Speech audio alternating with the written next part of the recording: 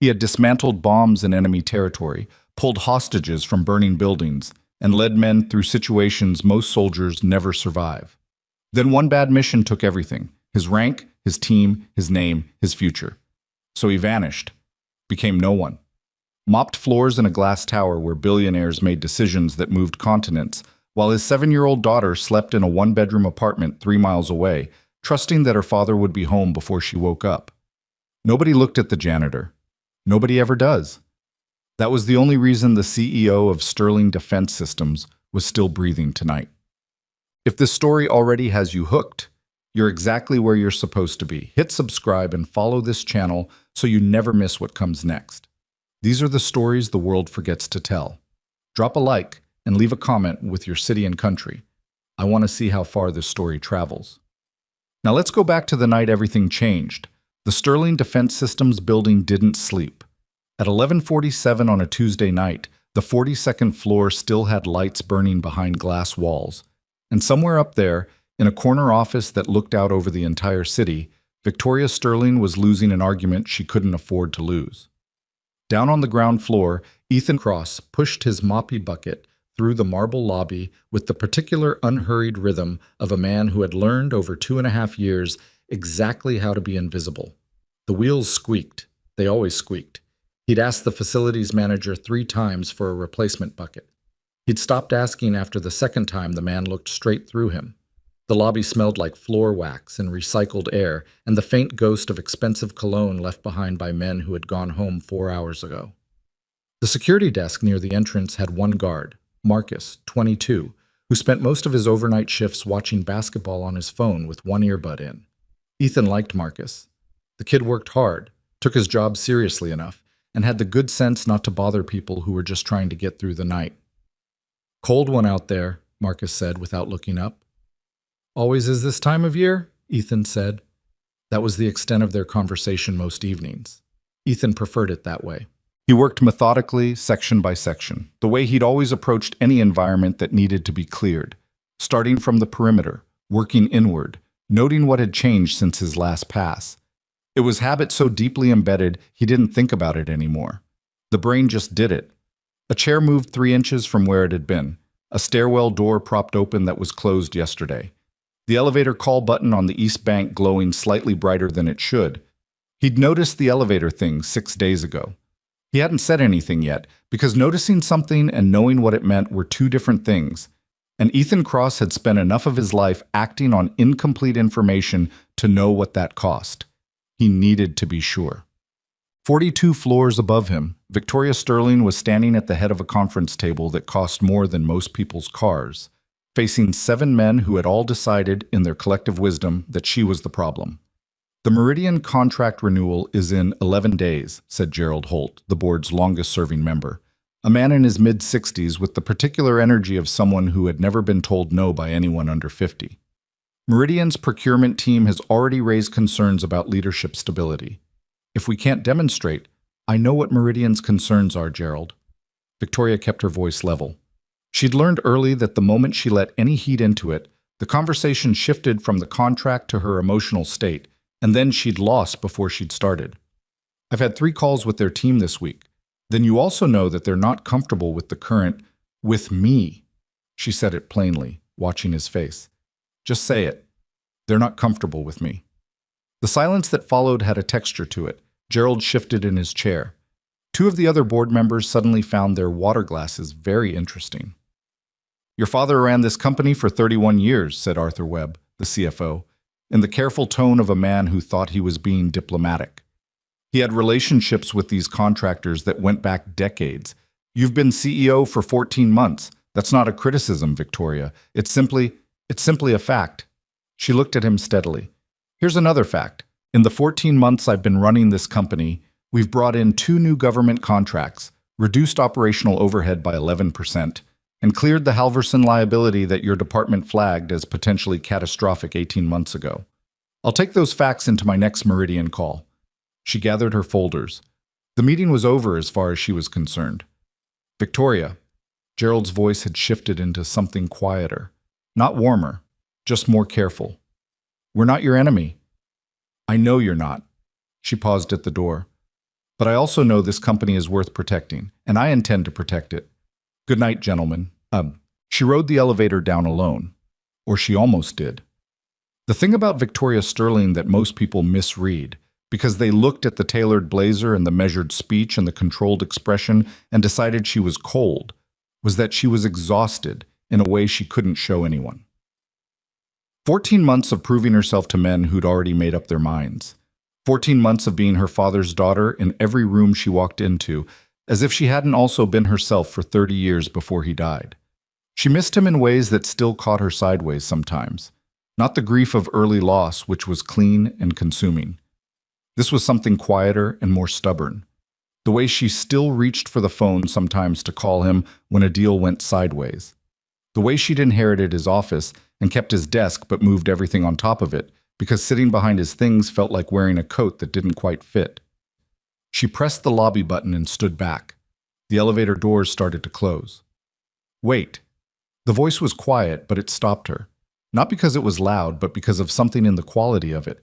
The kind of voice that doesn't expect to be ignored. The janitor from the ground floor was standing 4 feet away, mop still in hand. She'd seen him before. Not really seen him. Registered his presence the way you register furniture, which she now felt a flicker of something uncomfortable about. He was tall, lean in the way of someone who hadn't had extra weight to spare in years, with dark hair going gray at the temples and a face that had been lived in hard. He was looking at the elevator with an expression she didn't have a word for. Not alarm, something past alarm. The quiet certainty of a person who has already calculated the outcome. "Ma'am, I need you to step back from that elevator." She blinked. "Excuse me?" "Please." He was already moving, not toward her, but toward the panel housing beside the elevator door. He moved differently than she'd expected. Economical, precise, no wasted motion. Step back and stay back. "What are you—" He had the panel cover off in under 4 seconds. She didn't know much about elevator maintenance, but she knew that wasn't normal. He reached into the housing with both hands and did something she couldn't follow, and then there was a soft sound. Not loud, almost like a small relay clicking, and the elevator shuddered once and went still. Ethan Cross straightened up. He was breathing slightly harder than he had been 30 seconds ago. He looked at the disabled elevator for a moment, then looked at her. "The primary cable tension sensor on this unit was bypassed sometime in the last 48 hours, he said. "The way it was wired, the car would have dropped about 8 feet when it hit the third-floor landing, enough to cause serious injury, possibly worse, depending on how you fell." Victoria stared at him. "You work nights," she said. It was a stupid thing to say. She knew it was stupid the moment it came out. "Yes, ma'am." "How did you know about the—" She stopped, looked at the panel, looked at him. "How did you know how to do that?" He met her eyes for a moment, and she had the disorienting sensation of being assessed by someone who was very good at it. "I've seen wiring like that before," he said. It wasn't really an answer, and they both knew it. "I need to call security," she said, reaching for her phone. "Yes, you do." He stepped back, giving her space, and picked up the mop handle he'd set against the wall. "You should also pull the maintenance log for this unit.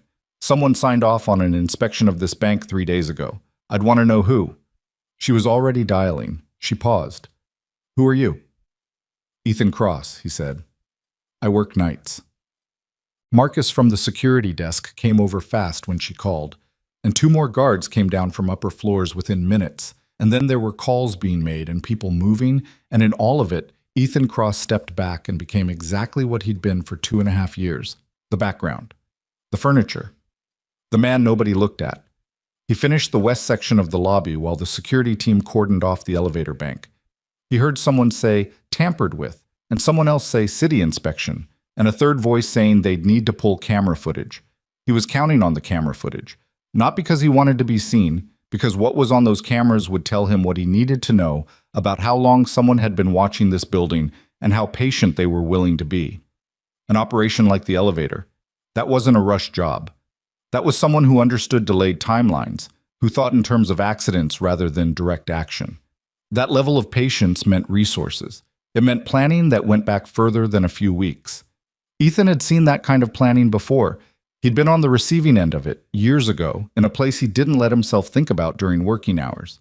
He pushed the bucket toward the service corridor and tried to breathe through the thing tightening in the back of his chest. He was good at that.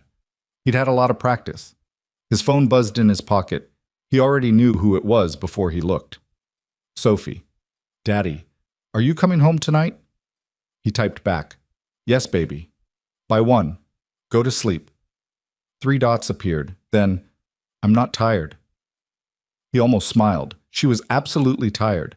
She was always tired by 9, and she always claimed otherwise. Put on the ocean sounds, he typed. I'll check on you when I get home. A pause. Then a single emoji, a whale. Because Sophie had gone through a phase at age 5 where whales were the best animal, and it had never fully passed. He put the phone back in his pocket and stood still for a moment in the service corridor, alone, letting the tightness in his chest settle into something manageable. Someone had tried to kill the CEO tonight. They'd tried to make it look like an accident, and they'd done it using a method that required intimate knowledge of building systems, a security bypass that had been signed off by someone with access to maintenance records, and the kind of planning that didn't come from amateur operators. Ethan had walked away from this world. He'd been very deliberate about it. He'd built a small, contained life, a routine, an apartment, a daughter who left whale emojis in his texts. And he told himself that was enough, that it would stay enough, that whatever he'd been before could stay buried. The problem was that buried things had a way of surfacing. He looked at the corridor wall for a moment. Then he walked back to finish the lobby. The camera footage went to the head of building security at 12:20 a.m. By 12:35, it had been flagged and sent up the chain. By 1:15, a copy of it existed on a server 3 states away, routed through 2 private proxies to an office where a man sat in the dark watching a monitor. Damian Wolf was 54 years old, broad through the shoulders, with the kind of face that read as trustworthy in boardrooms and congressional hearings and charity dinners. He wore that face the way other people wore a watch. Selected, polished, useful. He watched the footage 3 times. The janitor moving to the panel. The way his hands worked. The angle of his body during the 7 seconds it took him to locate and disable the relay. Damian leaned back in his chair. He'd spent 4 years believing the man was dead. 4 years of calculated patience, building towards something that was finally within reach, and now this. He should have been angry. He recognized the shape of anger in his chest, the familiar surge of it. But underneath the anger was something else. Something that, in a different man, might have been called relief. He'd wondered sometimes in the quiet hours whether it had been too clean, whether someone like that could simply disappear. He pulled up a second screen, opened a contact list, and dialed. "We have a complication," he said when the line picked up. A pause on the other end. "How significant?" Damian looked at the frozen frame on his monitor. The janitor standing upright in the lobby, mop in hand, watching the security team work like he had all the time in the world. "Significant enough," Damian said, "but manageable." He paused. "Tell the team to hold position. I want this done carefully." He ended the call and sat in the dark for a long moment, staring at the face of the man he thought he'd already erased from the world. "Warden," he said quietly, to no one. He almost sounded pleased. Ethan Cross got home at 1:08 a.m. The apartment was on the 4th floor of a building that had a broken elevator 2/3 of the time, and a landlord who returned calls eventually. It wasn't much. It had a kitchen that fit 2 people if they stood sideways, a bathroom with a shower head that ran cold on the left side, and 2 bedrooms, one of which contained a 7-year-old girl who was absolutely, definitively not asleep. He knew this because the light was off, and it was too quiet. Sophie went silent when she was pretending. He pushed open the door. In the darkness, a small shape lay very still under a comforter with stars on it. "I can hear you thinking," he said. A pause. Then, "And that's not possible. Thinking doesn't make noise." "Your kind of thinking does." He sat on the edge of the bed. "What's going on?" Another pause, longer this time. Sophie was 7.5 and had strong opinions about most things and a very low tolerance for being managed. She'd gotten that from him, he thought, which meant he had exactly no one to blame. "Kayla at school said her dad takes her to soccer on Saturdays," Sophie said finally. "Like, he's always there." The tightness in his chest again. Different texture from before. "I know I've missed some Saturdays," he said carefully. A lot of Saturdays. Yeah. He didn't argue with it. Yeah, a lot. She rolled over and looked at him in the dark.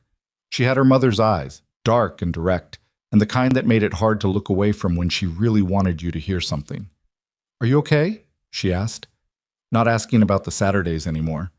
The question from a 7-year-old shouldn't have landed the way it did. He'd been asked that question by trained operators, by field medics, by people with a professional stake in the answer. Sophie asked it the way she asked everything, like the answer actually mattered to her personally. I'm okay, he said. She studied him for a moment with the unsettling thoroughness of a child who didn't entirely believe him, but had decided not to push it tonight. The ocean sounds didn't work, she informed him. I know. The whale sounds would have been better. I'll remember that. He pulled the comforter up around her. Go to sleep. You smell like floor cleaner. Occupational hazard. She made a small sound that was almost a laugh, and he sat there until her breathing evened out, which took about 4 minutes, because she was exhausted no matter what she claimed. Then he went to the kitchen, made coffee he didn't need, and sat at the small table with his phone. He opened his contacts, scrolled to a name he hadn't called in 11 months, Ray Kowalski, the only man from his unit who'd gotten out whole enough to build something afterward. Ethan stared at the name, the elevator, the wiring, the patience behind it. The way Damien Wolf's operation had always relied on people who understood how to make a murder look like a footnote. He knew better than to think this was coincidence. He'd operated in a world where coincidence was a story you told yourself when you weren't ready for the truth. He pressed call. It rang twice. You know what time it is? Ray's voice was rough with sleep but not surprised. That was the thing about men who'd done what they'd done. Some part of them was always waiting for the middle of the night call. I need you to pull something for me, Ethan said, quietly. A beat. Ray was awake now, fully. What happened? Not sure yet. Ethan wrapped both hands around the coffee mug. But someone tried to kill the woman I work for tonight, and the way they tried to do it. He stopped. Warden. Ray's voice had gone flat and careful. Talk to me. It's the same playbook, Ethan said. Same kind of delayed mechanism, same bypass signature. He paused. Ray, I need to know if Wolf is still operational. The silence on the other end stretched long enough that Ethan counted it. I'll make some calls, Ray said finally. His voice was different now. The sleep was gone. Something older had replaced it. Something both of them had spent years trying to set down. Give me 24 hours. 12. Another pause. 12, Ray agreed. Ethan ended the call and sat in his kitchen while the city made its quiet nighttime sounds outside the window.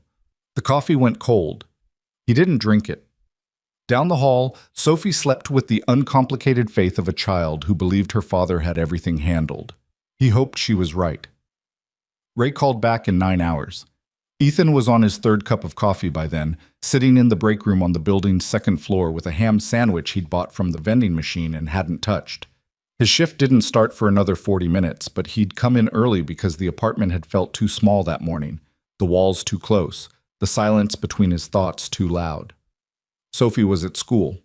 The neighbor 2 doors down, Mrs. Garza, a retired woman who watched Sophie on the evenings Ethan worked late, had taken her in her car at 7:30 with a lunchbox shaped like a rocket ship.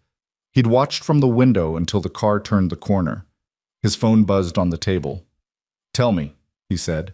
Ray's voice was different from the middle of the night version, tighter, more controlled, which meant he was worried. Damien Wolf. Still operational, more than operational. The man's been expanding. Black Horizon restructured itself about 3 years ago after the Congressional Oversight Review. New shell companies, new contract vehicles, new faces on the letterhead. But it's the same structure underneath. Same people? Core leadership, yeah. They brought in some new blood on the enforcement side. Private military contractors, mostly Eastern European sourcing, but the decision-making layer is intact. A pause. Ethan. They're pulling in serious federal contracts. Someone's been running interference for them at the procurement level. Ethan was quiet for a moment. He was looking at the sandwich. What about the Sterling contract? He heard Ray exhale. Sterling Defense Systems is on the short list for a $2.4 billion satellite surveillance contract.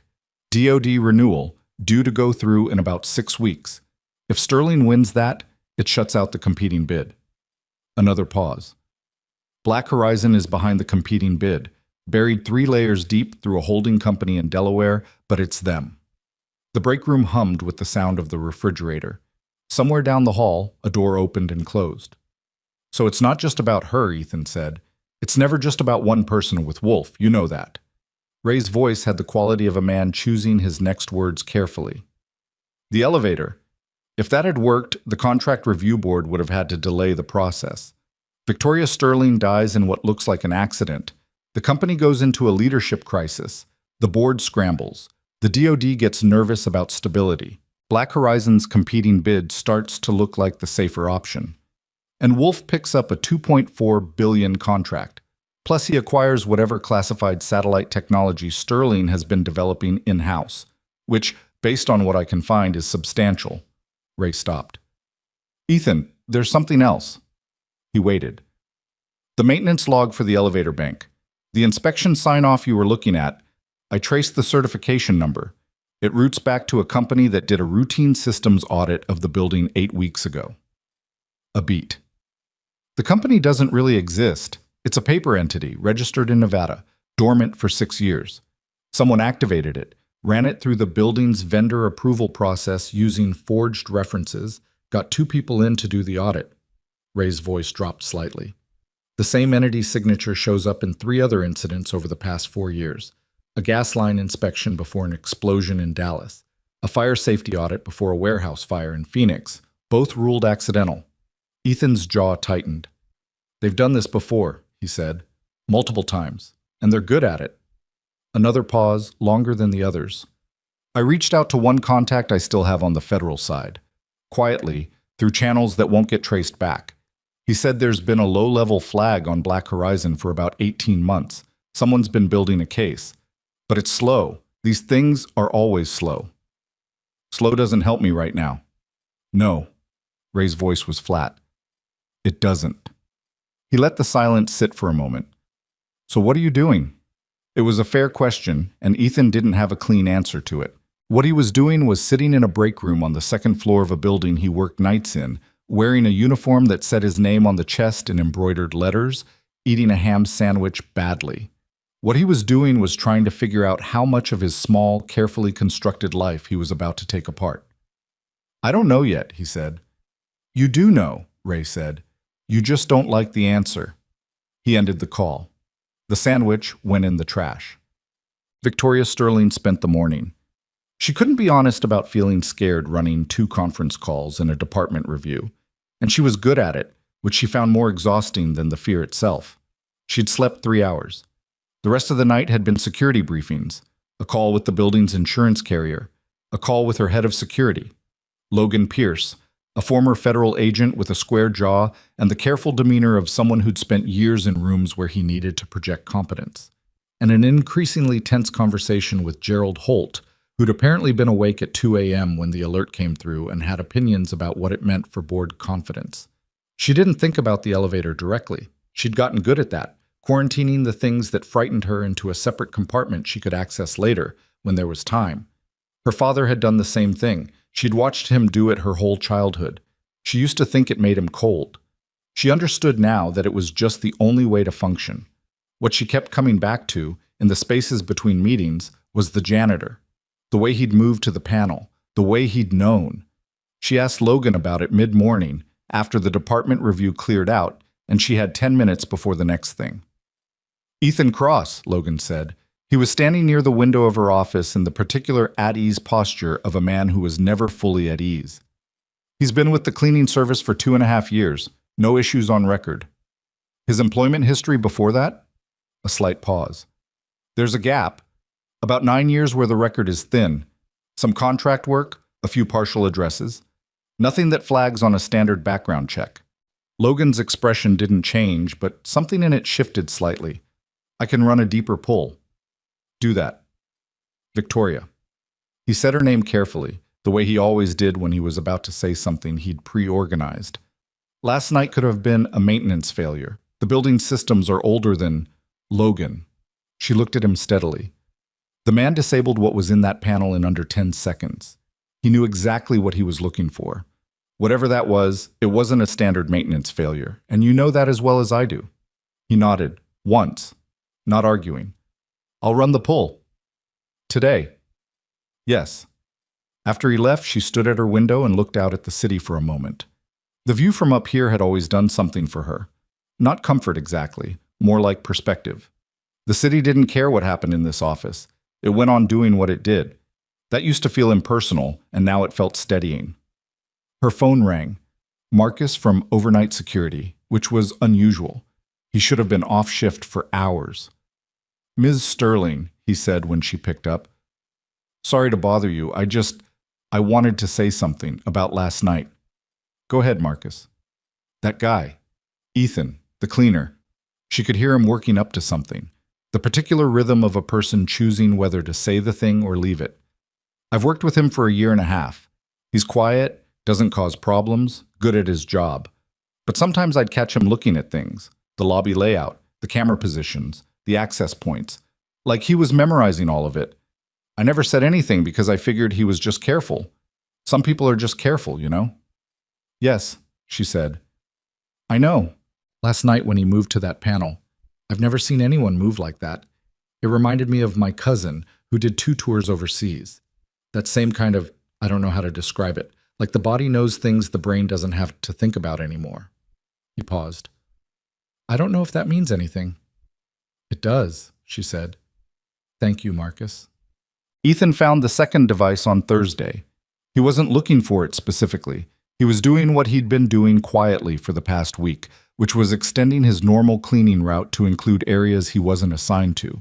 The lower parking structure, the loading dock, the secondary mechanical room on the basement level, on the basis that whoever had accessed the elevator panel had needed a way in that didn't go through the main lobby cameras. The loading dock camera had a 17-second blind spot during its rotation cycle. He'd timed it on Monday. It was too consistent to be accidental. The device was attached to the underside of a junction box in the mechanical room. Small, matte black, about the size of a thumb drive. He recognized the form factor. It was a signal relay, the kind used to remotely monitor building system data. Someone was watching the mechanical room's control network from outside the building. He didn't touch it. He took 3 photos with his phone from different angles, then walked out the way he'd come in and went back to his assigned floor with his mop and bucket like nothing had happened. That evening, he sent the photos to Ray. Ray's response came back in 2 hours. Black Horizon acquisition signature, same hardware profile used in the Phoenix incident. They're mapping the building's systems remotely. Ethan, they're still active. This isn't over. He knew it wasn't over. He'd known it wasn't over since the night he'd stood in the lobby with a mop in his hand and watched Victoria Sterling step back from an elevator that would have killed her. The question that was keeping him up at 3 in the morning, the question he turned over and couldn't put down, was what he was going to do about it and what it was going to cost him. Because he knew this. The moment he stopped being invisible, the moment he did anything that put him in the frame as something other than a janitor who got lucky, the version of his life he'd built was going to start coming apart. His cover, thin as it was, real as it had become, would surface everything he'd spent years burying. And buried things had reach. They reached toward Sophie. He thought about that. Thought about it for a long time. Then he called Ray again and said, I need everything you can get me on Black Horizon's current operation structure. Specifically, anything tied to Sterling Defense. And I need it before the weekend. You've made a decision, Ray said. It wasn't a question. I don't know if I had a choice. You always have a choice. A pause. You just don't always like the options. It happened on a Friday. Ethan was on the 14th floor, running the buffer over the hallway tile, when the building's fire alarm system went silent in a way it shouldn't have. Not a normal silence. The alarm hadn't been triggered. It was the silence of a system that had been externally suppressed. He'd been in enough compromised buildings to recognize the difference between a system at rest and a system that had been put to sleep. He killed the buffer, left it where it stood, and moved to the stairwell. He heard them on the 12th floor. 3 of them coming up, moving with the particular measured pace of trained operators. Not rushing, not careless, pacing themselves for a building they'd already mapped. He pressed flat against the stairwell wall above the landing and counted footsteps and breathing and the soft sound of gear shifting. 3. Armed, coordinated, He had a mop handle. He thought about his options for approximately 2 seconds. The first man through the stairwell door got the mop handle across the throat before he cleared the frame, which took him out of the equation immediately. The second one reacted fast, better trained than the first, and got a forearm up, which meant Ethan took a glancing hit to the shoulder that torqued his arm wrong before he could get the leverage he needed to bring the man down. The shoulder screamed. He ignored it, which was a thing he'd had a lot of practice doing, and used the man's own forward momentum to pivot him into the wall hard enough to end the engagement. The third one had pulled a weapon by then. Ethan was already moving, inside the gun's effective range before the man could adjust, and what followed was brief and ugly, and not something that would have looked like much from outside.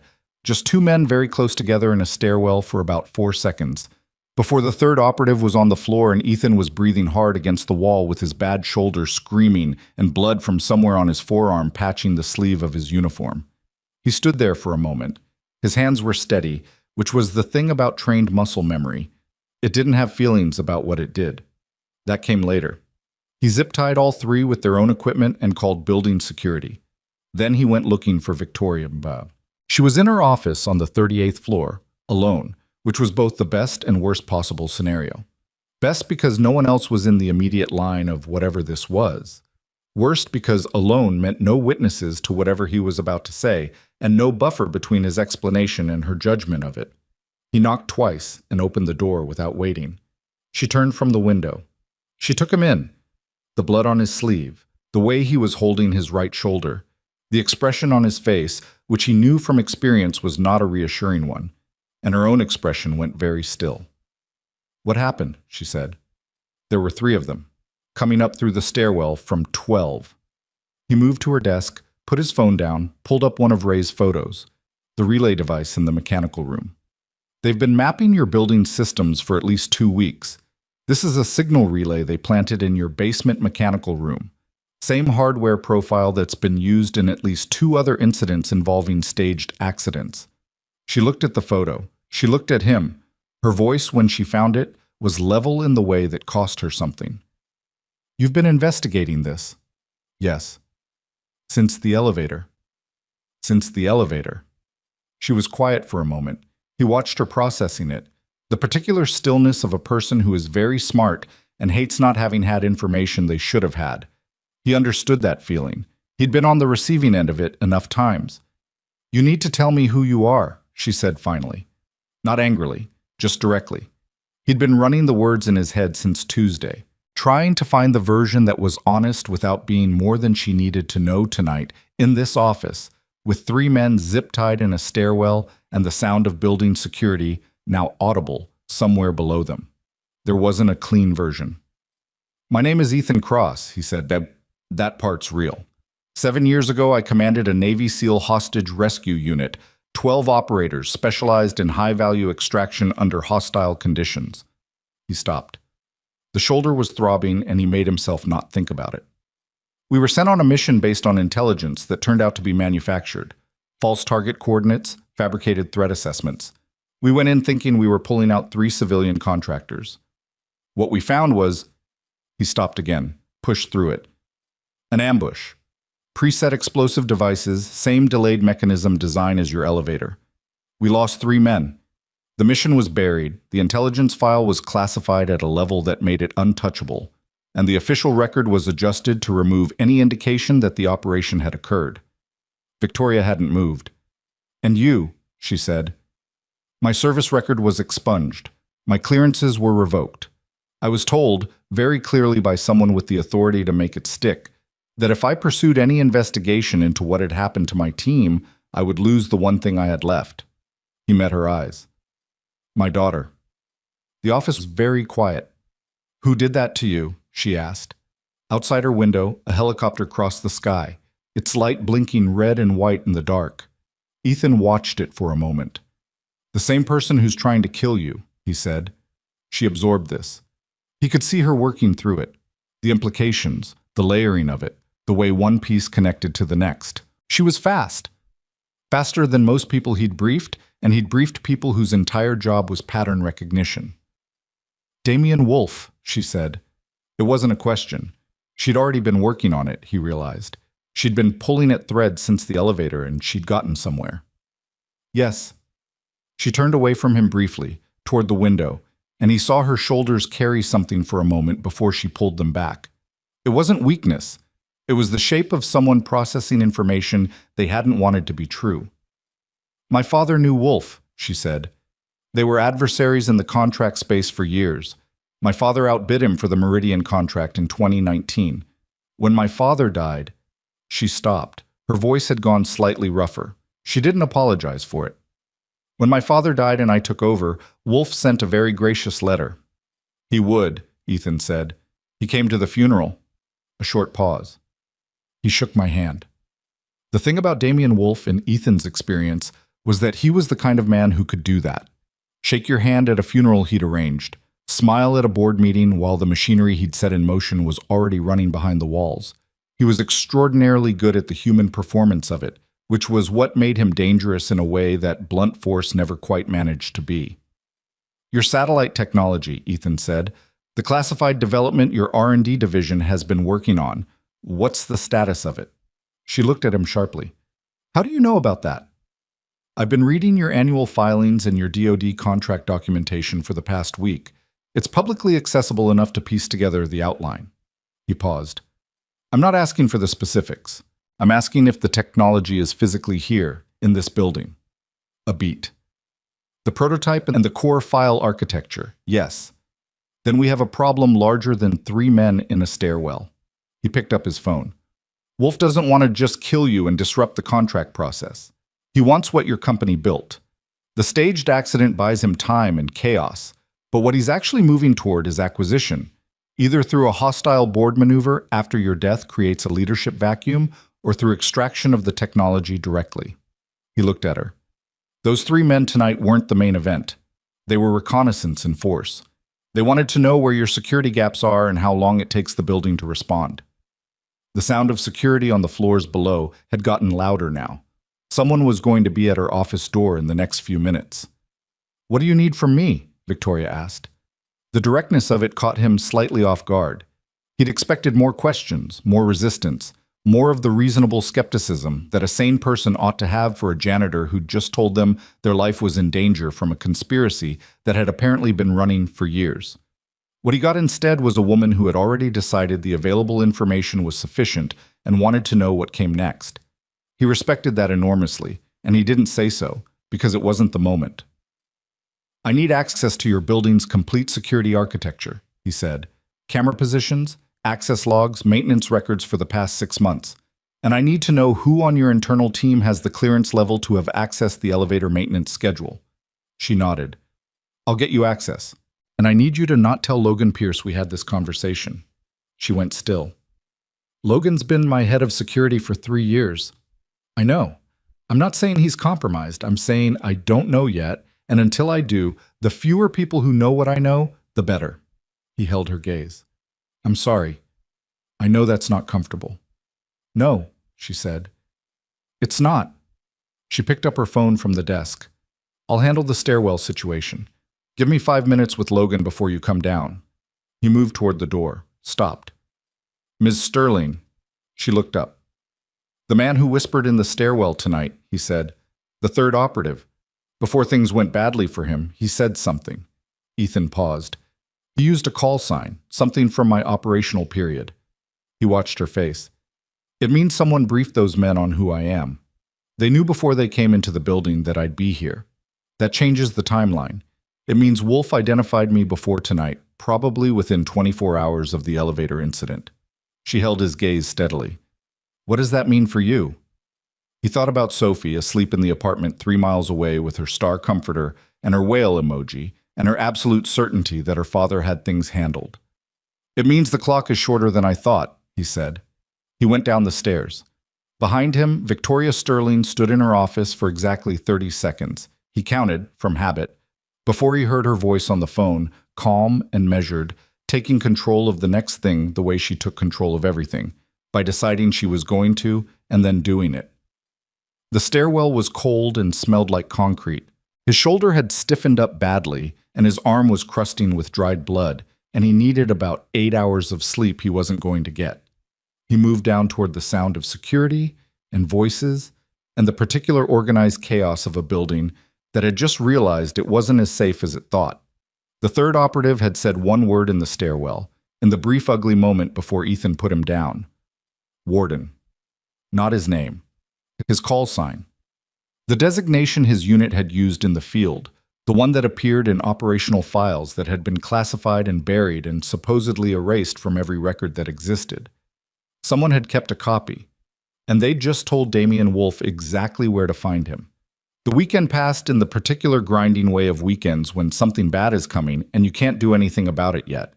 Ethan spent Saturday morning at Sophie's school doing a thing he almost never got to do, which was sit in a small plastic chair designed for a 7-year-old and watch his daughter present a project about ocean ecosystems to her class.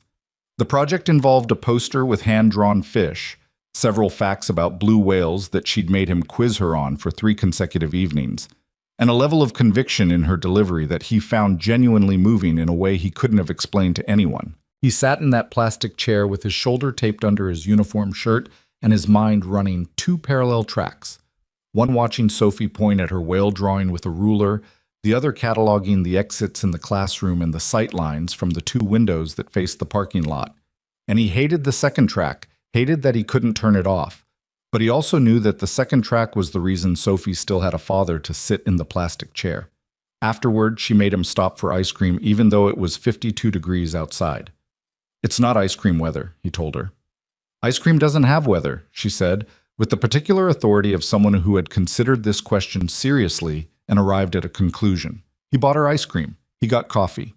They sat at an outside table because she wanted to, and he watched her eat mint chocolate chip with the single-minded focus of a small person who had identified the best thing in her immediate vicinity and intended to fully commit to it. "Your project was good," he said. "I know." She didn't say it with arrogance. She said it the way someone says a thing they've worked hard enough on to be confident about. The part about echolocation was the best part. Miss Reyes said so. Miss Reyes was right. Sophie looked at him over her ice cream cone with the dark, direct eyes that had always seen more than he was comfortable with. "You look tired," she said. "I'm fine." "You say that a lot." "Because it's usually true." She considered this with the expression she made when she wasn't sure whether to push something. Then she went back to her ice cream, and he sat across from her in the cold and let the moment be what it was. Because there weren't going to be unlimited versions of this moment, and he'd learned to notice the ones he had. That evening, after Mrs. Garza had come to stay with Sophie, he drove back to the building and spent 3 hours in the security office with a hard drive Ray had couriered to him, running access log analysis on the building's internal systems. He was looking for a pattern, the specific shape of someone who had legitimate access and had used it at the wrong times or in the wrong sequence, which was always how inside access looked if you knew what to look for. He found it at 11:40 p.m., the access to the elevator maintenance schedule, the system that would have shown the inspection sign-off, the one that had been used to cover the wiring job, had been pulled from an internal terminal. The terminal was assigned to the facilities management department, but the login credentials that had pulled it belonged to a user account that, according to the HR system Ray had helped him cross-reference, was a mid-level IT administrator named Craig Fenn, who had no professional reason to be in the facilities management system at 2:30 in the morning on a Tuesday. Craig Fenn, who had been with the company for 14 months, who had joined 2 months after Victoria Sterling took over as CEO, whose employment references, when Ethan ran them through Ray's contacts the following morning, turned out to be as real as the Nevada shell company that had done the building inspection, which was to say, structured carefully enough to survive a standard check and hollow underneath. He was a plant. Had been one from the beginning. Ethan sat with this information for a long time before he decided what to do with it, because the obvious move, take it to Logan Pierce, was the move he'd already told Victoria he wasn't ready to make. Not because he thought Logan was dirty, but because he'd learned expensively that the obvious move in a situation engineered by someone like Damian Wolf was almost always the move Wolf wanted you to make. He called Victoria instead. It was past midnight. She picked up on the second ring, which told him she hadn't been sleeping either. "Craig Fenn," he said. A short silence. "My IT administrator. He's not yours. He was placed before you fully took over leadership. His references are fabricated. He accessed the facilities management system the night before the elevator inspection sign-off was logged. He paused. He's been inside your systems for over a year. He heard her breathe out slowly. Not panic, something more controlled than panic and harder to sustain. What has he had access to? Potentially everything below the top security clearance tier. Network architecture, contract documentation, personnel files, internal communications. He stopped. Victoria, if he's been feeding information to Wolf for 14 months, then Wolf knows your company from the inside out. The DoD contract file, the satellite project status, the board's private deliberations, all of it. Another silence. He could hear her thinking through it, the shape of the problem expanding outward in her mind the way it had in his. What do we do about him? She asked. Nothing yet. The moment he knows we've identified him, whatever access he has gets burned and Wolf adjusts. Right now, he's more useful to us in place. He leaned back in the security office chair. But you need to know who else might have been recruited. He can't have been operating alone in there. One IT administrator doesn't give you everything Wolf would need. You're saying there could be more. I'm saying act as if there are, until we know otherwise. She was quiet for a moment. When she spoke again, her voice had changed slightly. Not softer exactly, but more honest. Less CEO, more person. I keep thinking about the fact that Wolf came to my father's funeral, that he looked me in the face. He's good at looking people in the face. How does someone get like that? It was a real question, not rhetorical, and he thought about it seriously before he answered. I think they start by deciding that other people are primarily useful, and then they just get better at it over time. That's a bleak answer. It's a bleak question. She made a small sound that, in a different context, might have been a laugh. Go get some sleep, she said. You sound like someone who's been awake for too long. So do you. Occupational hazard, she said, and he recognized his own phrase from weeks ago coming back to him. And despite everything, despite the shoulder and the access logs and the thing tightening in his chest that had been there since Ray's first phone call, he almost smiled. He went home. He didn't sleep much. The leak happened on a Wednesday. Ethan found out the way everyone else did, through the building's internal alert system, which pinged all department heads and senior security personnel at 6:47 a.m. with a one-line message: confidential contract documentation has been identified in external circulation. All relevant personnel report to the 8th floor conference room immediately. He was in the parking structure when the alert came through. He read it twice, then pulled up Ray's number. It's already moving, Ray said when he picked up. He'd clearly been awake.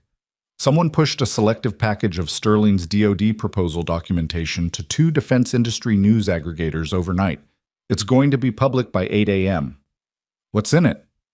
The bid pricing on the satellite contract and, this is the bad part, internal memos discussing technical limitations of the prototype, things that would give a competing bid a significant advantage in the evaluation process. Ethan was walking toward the building entrance. Fen. Almost certainly, but the timing is the thing to pay attention to. This didn't come out of nowhere. This is a move designed to hit before the board meeting. A pause. Ethan, the Sterling board has an emergency session at noon today. This documentation going public puts Victoria in a very bad position with the contract review committee. He pushed through the lobby door. Marcus was at the desk, looking tense and young. Morning, Ethan said, not stopping. Something's going on, Marcus said, which was an understatement on the level of noting that the weather seemed damp during a flood. He took the stairs to the 8th floor. The conference room was already loud. 6 of the senior staff talking over each other with the particular energy of people who were scared and expressing it as anger. Logan Pierce stood near the front, arms folded, watching the room with the controlled expression of a man who was processing something he didn't fully understand yet. Victoria was at the head of the table. She looked like she'd been awake for hours, which she probably had, and she'd done whatever she'd done to pull herself together for this room. But Ethan could see the fatigue around her eyes and the slight tension at the corners of her jaw that meant she was working harder than she was letting on. She caught his eye across the room for one brief moment, barely a second, and then looked back to the group. He stood near the door and listened. The Contract Review Committee chair is already called, said Arthur Webb, the CFO, whose composure had slipped considerably since the last time Ethan had seen him. If Sterling's internal pricing and technical assessments are in public circulation before the evaluation closes, the committee is going to have serious questions about our security practices. That's before we get to the substantive content of the memos themselves. Which says what? Asked one of the other senior staff. The head of legal, a woman named Carla Voss, who had the focused energy of someone who already knew the answer was bad and wanted it confirmed so she could start working on it. The memos discuss 3 specific technical challenges with the prototype's integration architecture, Victoria said. Her voice was measured and flat. In context, they're normal development challenges that the engineering team had already identified solutions for. Out of context, they read as significant weaknesses in the system's viability, which is exactly how they'll be reported, Carla said. Yes. And the competing bid, Black Horizon's competing bid, 3 layers removed through a Delaware holding company, is going to look significantly more attractive to the review committee this afternoon than it did yesterday morning, Victoria said. I know, I've already worked that part out. The room absorbed this. Logan Pierce spoke for the first time. We need to identify the source of the leak before we can start managing the narrative. I want access to the internal communication logs from the past 72 hours. That's already in process, Victoria said. She glanced briefly at Ethan, then back to the room. We'll have preliminary results before noon. Ethan knew she meant Ray's pull, not the building's own IT security team, because the building's own IT security team included Craig Fenn, and asking Craig Fenn's department to investigate a leak that Craig Fenn had executed was a particular kind of problem. He left the conference room before the meeting was over and went to find the man himself. Craig Fenn worked in an open-plan office on the 6th floor with 4 other IT staff members who arrived, on a normal day, between 8 and 8:30. At 7:20 a.m., the 6th floor was mostly empty. Fenn was at his workstation already, which told Ethan something about his state of mind. People who had just executed a high-risk operation either ran or they overcorrected into normalcy. Fenn had chosen normalcy. He was drinking coffee and staring at his monitor with the careful blankness of a person performing calm. Ethan walked past the workstation, not stopping, and glanced at the monitor angle and the coffee cup and the position of Fenn's hands. Then he kept walking to the supply room at the end of the floor, opened it, counted to 20, and came back out. On his way back past the workstation, he dropped a cleaning rag beside the desk and crouched to pick it up, which put him eye level with the underside of the desk for 2 seconds. The secondary device under the desk, a small wireless transmitter, the same family as the relay in the basement mechanical room, was roughly the size of a matchbox. He picked up the rag and kept moving. Fenn was transmitting in real time. Whatever he was accessing on that monitor was going somewhere outside the building, which meant Wolf was watching the building's internal response to the leak as it happened, tracking how fast they identified the source, adjusting his next move based on what he saw. Ethan went back to the stairwell and called Ray. The IT plan is hot, he said. Active transmitter. He's feeding Wolf live data on their internal response. Pull him? Ray asked. Not yet. He was thinking. If Wolf loses his eyes inside the building right now, he accelerates whatever's next. I need to know what's next before that happens. He paused. Can you push him false data? Something that reads as real but buys us a window? A long pause on Ray's end. That's a technically complicated ask. Can you do it? Give me 4 hours. The board meeting at noon was brutal in the way of things that have been carefully designed to be brutal. Gerald Holt had clearly been on the phone all morning. He sat at the head of the table with 2 other board members flanking him like he'd arranged it in advance, which he probably had, and he let Arthur Webb open with the financial and reputational exposure before he said anything himself. The Contract Review Committee has formally requested a security audit of Sterling's information management practices, Webb said. Until that audit is complete, the DoD has suspended the evaluation process. The $2.4 billion contract is, as of this morning, in formal hold status. The silence in the room had weight. Additionally, said Gerald, in the voice of someone delivering a conclusion they'd reached before the meeting started, 2 institutional shareholders have reached out to my office this morning with concerns about leadership continuity. Given the sequence of events over the past several weeks, the incident with the building systems, the stairwell situation on Friday, and now this, they feel that the company's security posture reflects a management issue. Victoria was sitting across from him. Her face was controlled in the way that was costing her, Ethan knew, more than the room could see. "What are you suggesting, Gerald?" she asked. "I'm not suggesting anything. I'm relaying what I've been told." He paused. "There is some feeling that a temporary transition of operational leadership, while the security situation is assessed, would provide the stability that our contract partners and shareholders need to see." "A temporary transition," Victoria said. "Flat. It would be interim in nature. You're asking me to step down. We're exploring Gerald." Her voice hadn't risen. It was very steady, and Ethan, standing near the back wall where he had no business being, except that Victoria had asked him to be there, and Logan Pierce hadn't questioned it because Logan Pierce was being careful around Ethan in ways that suggested he was running his own calculations, watched her find the level beneath the anger and speak from it. "I will not step aside from this company while the people who are attacking it are still operating. My father built this. I have spent 14 months defending it from people who think my age or my gender or my number of years in this chair makes me the weakest point in this structure. I am not the weakest point. I am the only person in this room who knows the full scope of what we're dealing with. And if you move to replace me right now, you will hand Damian Wolf exactly what he's been engineering for." The name landed in the room. Gerald's expression shifted. "What did you say?" "Damian Wolf. Black Horizon. The competing bid 3 shell companies removed." She looked at him steadily. "The leak that went public this morning came from inside this building, from a source that was placed here over a year ago. The elevator incident, the stairwell operatives, the signal relays in our mechanical systems. This is a coordinated campaign to destabilize this company, kill its leadership, and position Black Horizon to acquire both the DoD contract and our satellite technology." She paused. "I can prove every component of what I just said, given 72 hours. What I cannot do is prove it if you remove me from this building and this process today." Another silence, longer than the first. Gerald looked at her. Then he looked at the other board members. Then he looked, briefly and with something complicated in his expression, at the man in the janitor's uniform standing near the back wall. 72 hours, he said finally.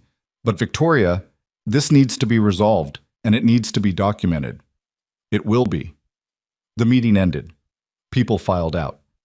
Carla Voss lingered, catching Victoria's eye with an expression that said, "I believe you and I'm scared," which was an honest combination.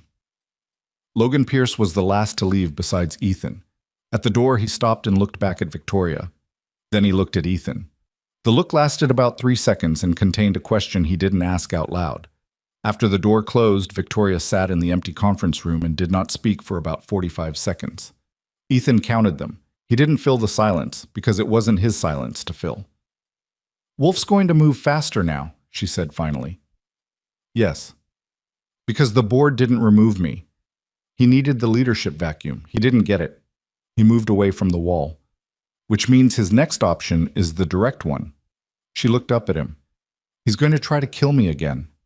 He's going to try to destroy everything. You, the evidence, the satellite prototype, the documentation trail. All of it, in one move."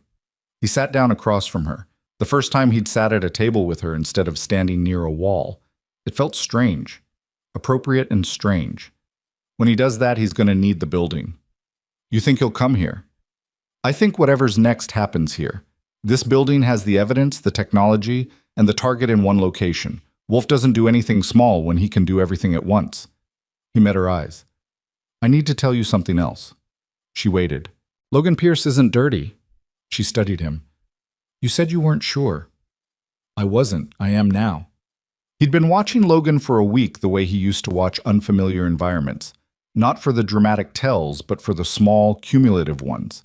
The direction a person's eyes moved when they were processing versus performing. The weight they put on certain words. The things they noticed first when they walked into a room.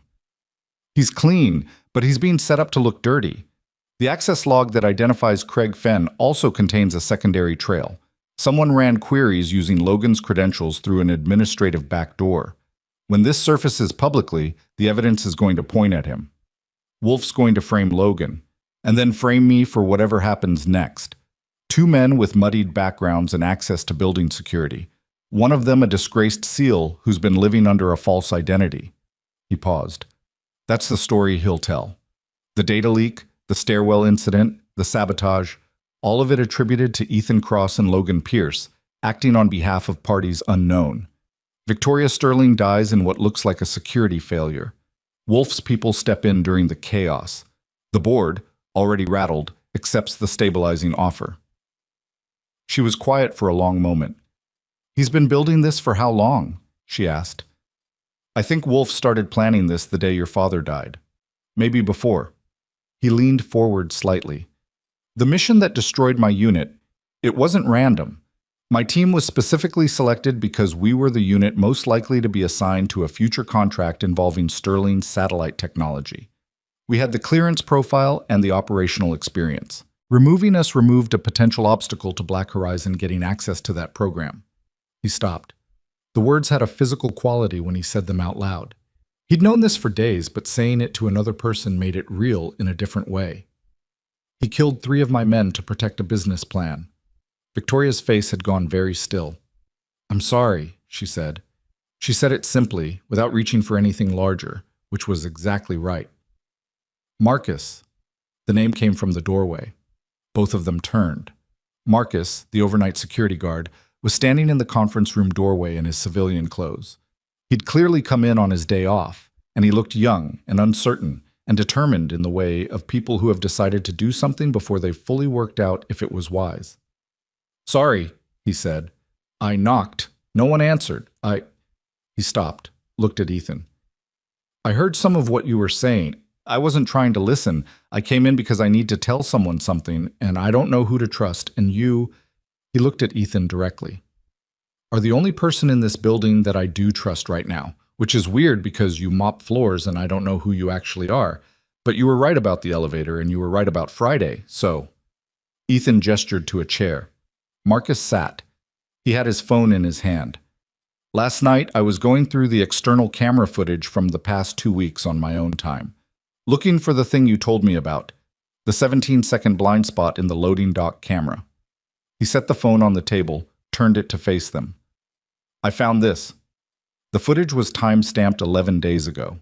Loading dock, during the blind spot, and then the camera caught the tail end of what it had missed. 2 men moving away from the dock entrance. One of them was Craig Fenn. The other was someone Ethan didn't recognize, and he was carrying a case of the type used for technical equipment. "I ran the second man's face through the building's visitor log," Marcus said. "He's not in it. He was never in this building officially." He paused. "But I found him on the outer lobby camera from 3 days before that, just standing on the sidewalk, looking up at the building." He swiped to the next image. "I ran a reverse image search using a subscription service my cousin uses for his job. It flagged a partial match to a contract personnel record from a defense security firm." He pointed to the name at the bottom of the screen. "He works for Black Horizon." The conference room was very quiet. Ethan looked at Marcus for a moment. The kid was 22, working overnight security, and had spent his days off doing what the building's entire security department had failed to do. "You did good," Ethan said. Marcus let out a breath. "Is this as bad as I think it is?" "It's manageable," Victoria said. She sounded more certain than she had 20 minutes ago, which Ethan noticed. "What do I do?" Marcus asked. "Go home," Ethan said. "Send me everything you pulled, the footage, the image match, the timestamps. Then go home, stay off your work phone, and don't discuss this with anyone in the building until I tell you it's safe." He met the young man's eyes. "I know that's a lot to ask." "Is it going to be okay?"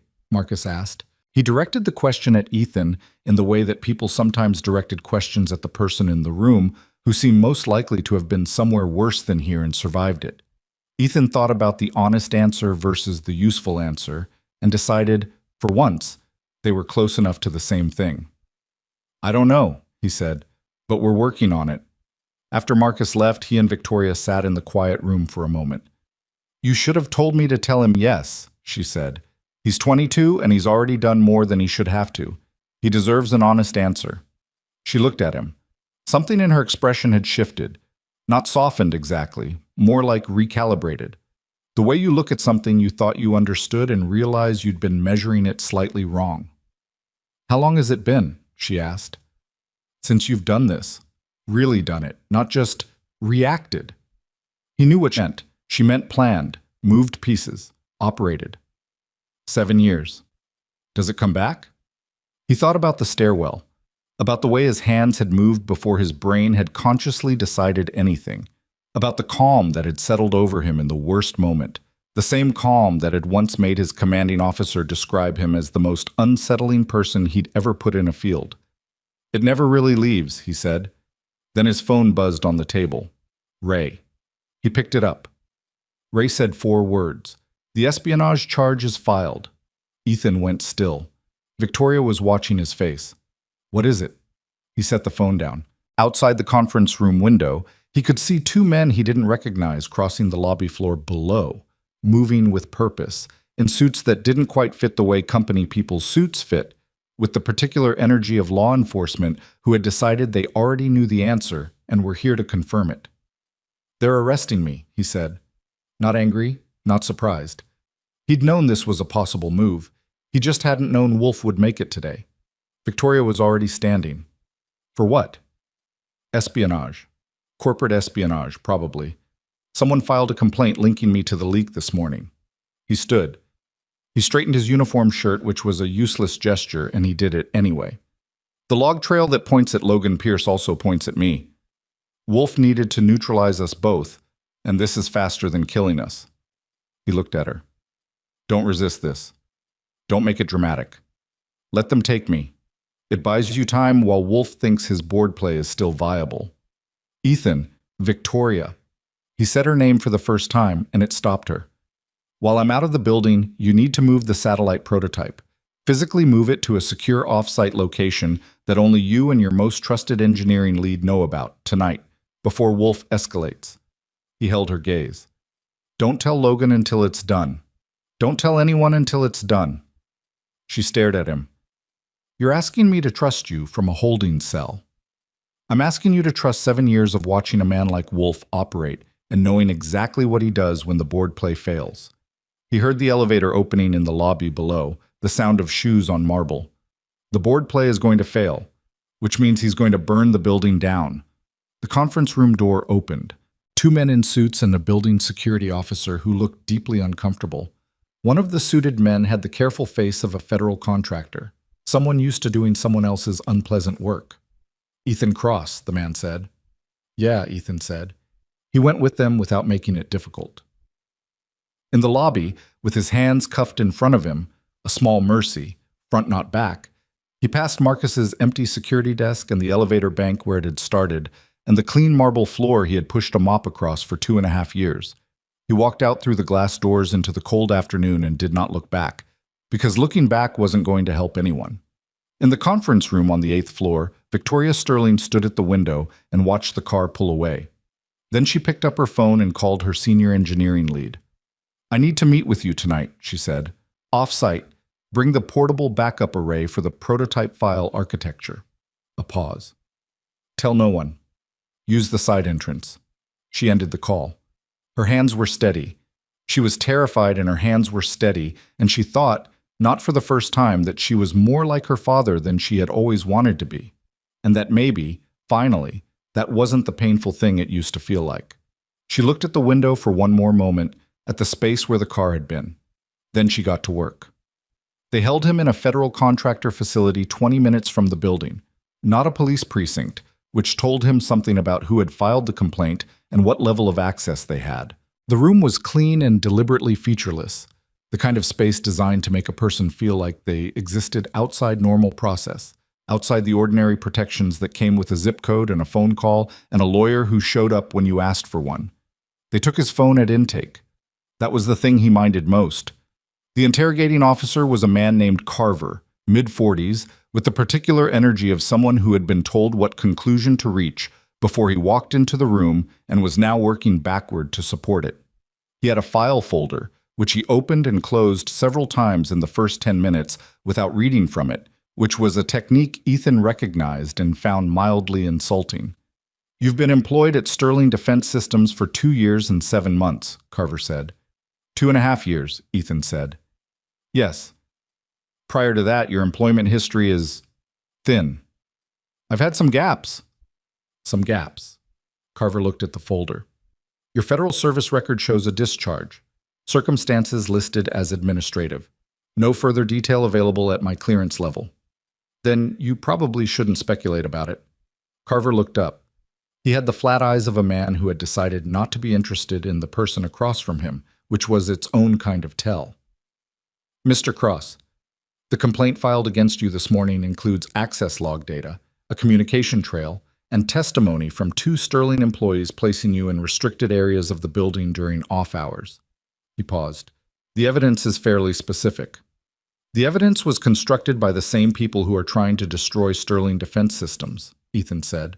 And you already know that, which makes me wonder who filed the complaint on your end and who they report to. A short silence. Carver's expression didn't change, but something behind it shifted. You're not going to make this easier on yourself by... I'm not trying to make anything easier on myself. I'm telling you that every hour I sit in this room is an hour that the people who built that evidence package have to finish what they started. He leaned forward slightly. You want to do something useful, Carver? Pull the financial disclosure records for Black Horizon's Delaware subsidiaries from the past 18 months and put them next to the timeline of incidents at that building. Do that before the end of tonight. That's what I'd do. Carver closed the folder. He looked at Ethan for a long moment in the way of someone who is not quite sure what they're sitting across from. Then he stood and left the room without answering.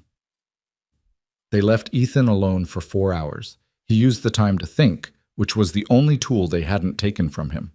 He went through everything sequentially: the relay device, the access logs, Fenn, Marcus's footage, the board meeting, the moment Victoria had said Damian Wolf's name out loud in a room full of people who hadn't expected to hear it.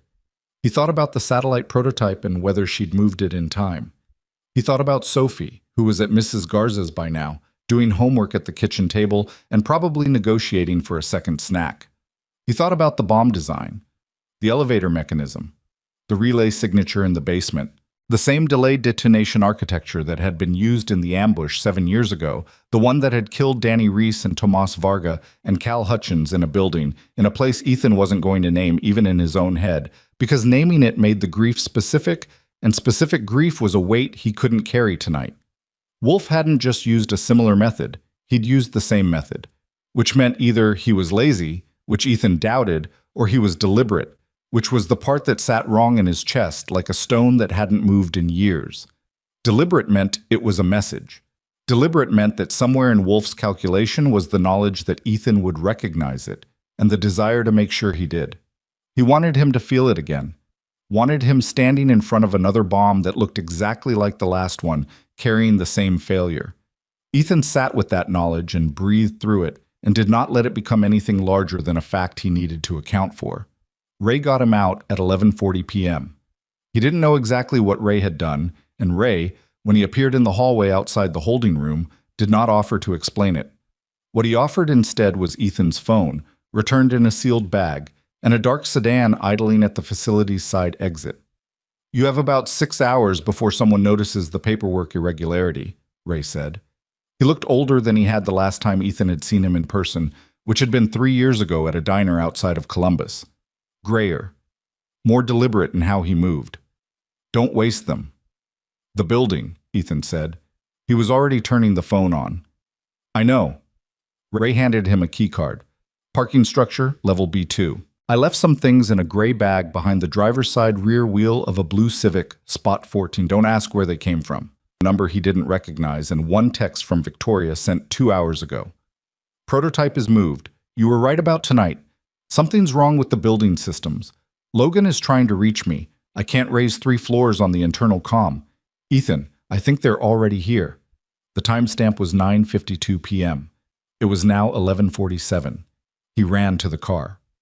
He called Victoria while he drove and got nothing. Not voicemail, not a ring, just dead air, which meant either her phone was off or the building's signal was being jammed, and neither option was good.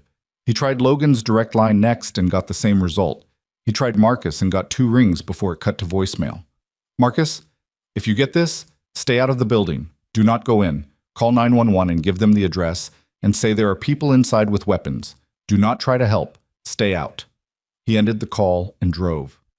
Ray's gray bag contained 2 things: a tactical flashlight and a short-range radio scanner with 3 frequency presets already programmed. He picked up active signal traffic on the second preset before he'd even reached the building's block. Encrypted, compressed, the kind of burst transmission pattern used by coordinated teams who needed to communicate without creating an obvious radio signature. He counted the transmissions, timed the intervals, estimated the team size. 8 people minimum, probably 10. He parked 2 blocks out and went the rest of the way on foot. The building's exterior was dark in the places it shouldn't have been. 2 of the 3 ground floor emergency exit signs were out, which was either a power issue or someone who knew which lights to kill first. The loading dock camera was running. He could see the indicator light, but the angle had been adjusted. The lens rotated slightly upward, so the blind spot was now significantly larger than the 17 seconds Marcus had documented. Someone had physically moved the camera. That took about 40 seconds and required knowing which housing screws were accessible from outside, which meant either Fenn had passed them a facilities schematic or someone had done an on-site assessment that Ethan hadn't caught. He went in through the mechanical room entrance in the basement, using the access code Victoria had given him 3 weeks ago. The code still worked, which told him Wolf's team hadn't disabled all the access systems.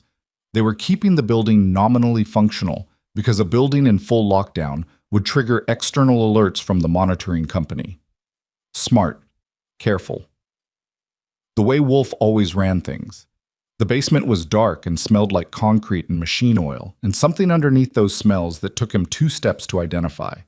The faint chemical sharpness of a gas he knew and didn't want to know.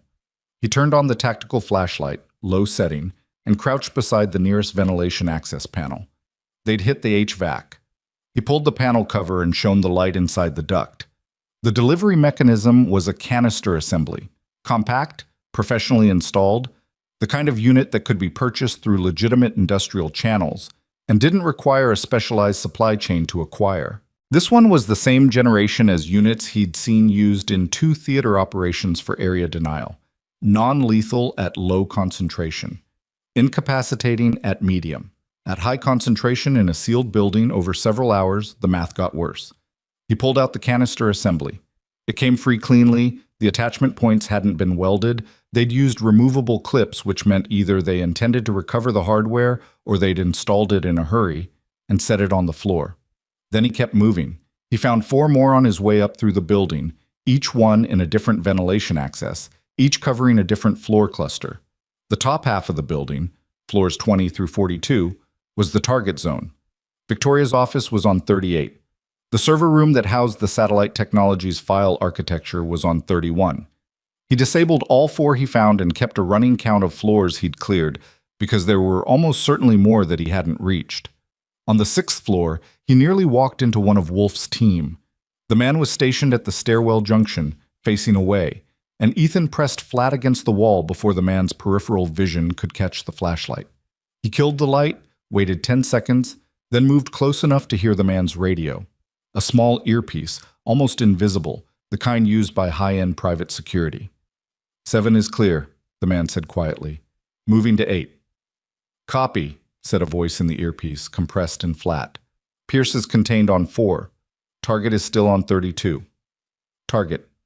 Victoria was on 32. Pierce's contained meant Logan was already neutralized, which meant Ethan was working alone in a building with 10 armed professionals who had his position documented, his background profiled, and a significant tactical advantage in terms of numbers and preparation. He thought about this for approximately 1 second. Then he followed the man toward 8. He took 2 of them on the 8th floor, where he'd stood in the conference room with Victoria 2 days ago. He used the conference room itself. He knew the layout, knew the door positions, knew the table was heavy enough to be useful if he needed to put something between himself and someone moving fast. He got the first man through the door before he could react, and the second one, who was better, faster, came in low instead of straight, got a hit in on his bad shoulder before Ethan put him down, and the shoulder rewarded this by making itself impossible to ignore for about 30 seconds.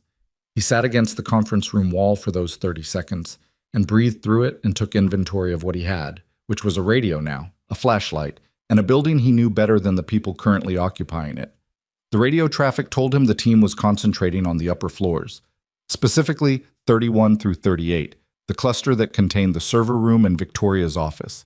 They hadn't found the missing canister assemblies yet, which meant they were running on a timeline and hadn't built in a verification loop. That was a gap. Small, but usable.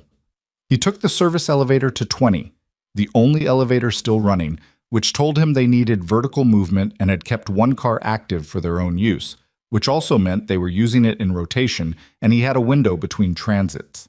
He reached 20 and went up the rest of the way on foot. He found Victoria on 32. She was in a small IT support office off the main corridor, the door locked from inside, which was either her initiative or someone else's. He knocked twice, paused, knocked once. The way he'd told her in the conference room 2 days ago on the basis of an instinct he was grateful he'd acted on. The door opened 4 inches. One eye, dark and direct, looked at him through the gap. She opened it the rest of the way. The office was small and fluorescent lit and smelled like burned coffee from a machine that had been on too long. There were 2 other people in it, a woman in her 30s whom Ethan recognized as a senior member of the engineering team, and Marcus, who was sitting in the corner with his phone in his hands, looking like someone who had absolutely not taken Ethan's advice about staying out of the building. "I told you to stay out," Ethan said. "I know," Marcus said, "but I saw a man moving equipment through the parking structure when I drove past and I called it in to 911, and then He stopped. "I came in through the side entrance. I found Ms. Sterling on the stairs." "Are you armed?" "No." "Good. Stay between those 2 women and the door and don't try to do anything tactical." Ethan looked at Victoria. "Logan. They have him on 4. He was responding to a false alarm when they got him. They used a system trigger to pull him to the east wing and lock the corridor. He's not hurt. I talked to him through the building comm on 3 before it went down." She paused. "How bad is it?" 8 to 10 operators. HVAC was rigged. I disabled 5 canisters, but there are probably more. They're concentrating on this floor cluster." He looked at the engineering woman. "The satellite prototype files, you moved the hardware?" The woman, Chen, her badge said, though he'd never spoken to her before, nodded. "Off-site. Encrypted backup only remained in the server room." She paused. "Someone has been running a decryption attempt on the backup from the server room terminal for the past hour. I've been watching it remotely on my tablet. They haven't broken the second layer yet, but they will if they run it long enough." "How long?" "At the rate they're going, maybe 40 minutes. Ethan did the math. "We need to get to the server room before that." "That's on 31, Victoria said. "I know where it is." "There are people between here and there." "I know that too." She looked at him for a moment in the way she'd been looking at him more frequently, not with the assessment of someone who didn't trust him, but with the particular attention of someone who was trusting him more than they were comfortable with and was being honest about the discomfort. "What's the plan?" He laid it out. It wasn't elegant. Elegant required more assets and more time in a building that wasn't currently occupied by a private military team, but it was workable if everyone did exactly what he said and nobody tried to improve on it in real time. Victoria, Chen, and Marcus would move together, using the secondary stairwell on the west side that the team had apparently not yet covered based on the radio traffic he'd monitored. He would go ahead of them, take the east route, and clear the corridor junction outside the server room before they arrived. "If I'm not at that junction in 10 minutes, he said, "you abort. You go back up, not down. You find the highest floor you can access and you barricade and you wait for external response." "About 10 minutes, Victoria said. "Don't be early and don't be late." He left the office and went east. Whoa. The corridor junction outside the server room on 31 had 2 of Wolf's people covering it, one at each end, positioned so they covered each other, which was professionally done and meant he couldn't take them sequentially without the second one reacting. He spent 90 seconds in a supply alcove working out the geometry of it, and what he concluded was that the geometry didn't favor him and he was going to have to do something uncomfortable. He used the radio he'd taken, the team's frequency. He transmitted a single burst in the compressed format he'd observed from the man on 6, 2 tones that, in the pattern he'd counted, corresponded to an all-clear signal for the adjacent zone. The man at the south end of the junction relaxed his posture fractionally. Just fractionally. But fractionally was enough. What followed was fast and loud enough that he knew the radio was going to spike with responses in about 20 seconds, which gave him a window to get the junction clear and himself into a position that wasn't the middle of a corridor before those responses resolved into people coming to check. He got through the server room door at the 8-minute mark. The terminal running the decryption was still going, Chip. He could see the progress bar, paused at 61% because apparently Chen's second encryption layer was genuinely robust, which he made a note to tell her. He pulled the terminal connection from the server rack, which stopped the decryption attempt, then pulled the rack's external data port covers and broke them. Not elegantly, just physically, with the flashlight handle, so they couldn't be reconnected without tools that weren't in the building. I was at the junction when Victoria, Chen, and Marcus came around the corner at the 9-minute 40 mark. "You look terrible," Victoria said. "Shoulder," he said. "Move." They moved.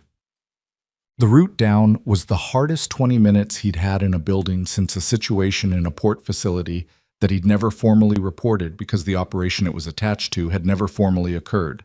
He was running on adrenaline and a bad shoulder and the specific clarity that came from not having any good options, only the least bad ones, chosen fast and committed to fully. He lost the east stairwell on 22 because two of Wolf's team were using it for vertical movement, and he didn't have the angle.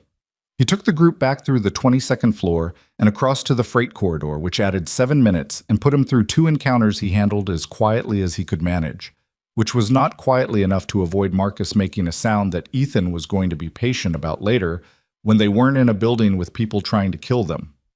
On 14, Logan Pierce found them. He came through a door in the freight corridor that Ethan hadn't fully cataloged, a secondary maintenance access that wasn't on the building schematic he'd memorized. And for 2 bad seconds, both men assessed each other with the particular loaded stillness of 2 people who each had cause to be uncertain about the other. Logan's hands were empty. His left eye was swelling from something that had connected hard enough to leave a mark. He was breathing controlled, but fast. He looked at Ethan. He looked at Victoria. He looked back at Ethan. "Cross," he said. His voice was flat and tired. "Tell me what you know and tell me fast." Ethan told him the relevant parts in under 2 minutes. Logan listened without interrupting, which was the response of a professional, and his expression during it told Ethan everything he'd needed to know about whether the man was clean. Not what he said, but the way he tracked the information, what landed and what he'd already suspected, and the specific moment his face went hard when Ethan mentioned Craig Fenn's name. "Fenn," Logan said. "I trained him on the access system." "I know." A pause. "He used my credentials." "Yes." Logan stood with that for a moment. The swelling around his eye made his expression harder to read on that side, but the other side was clear enough. "How many left in the building?" "Based on radio traffic, 6, maybe 7. They're running loose formation now. The stairwell encounters disrupted their coverage pattern." Ethan paused. "Their priority is the server room. When they find the terminal disconnected, they're going to shift to extraction mode. They'll want to be out before external response arrives." "Which brings us to the other problem," Logan said. He looked at Victoria.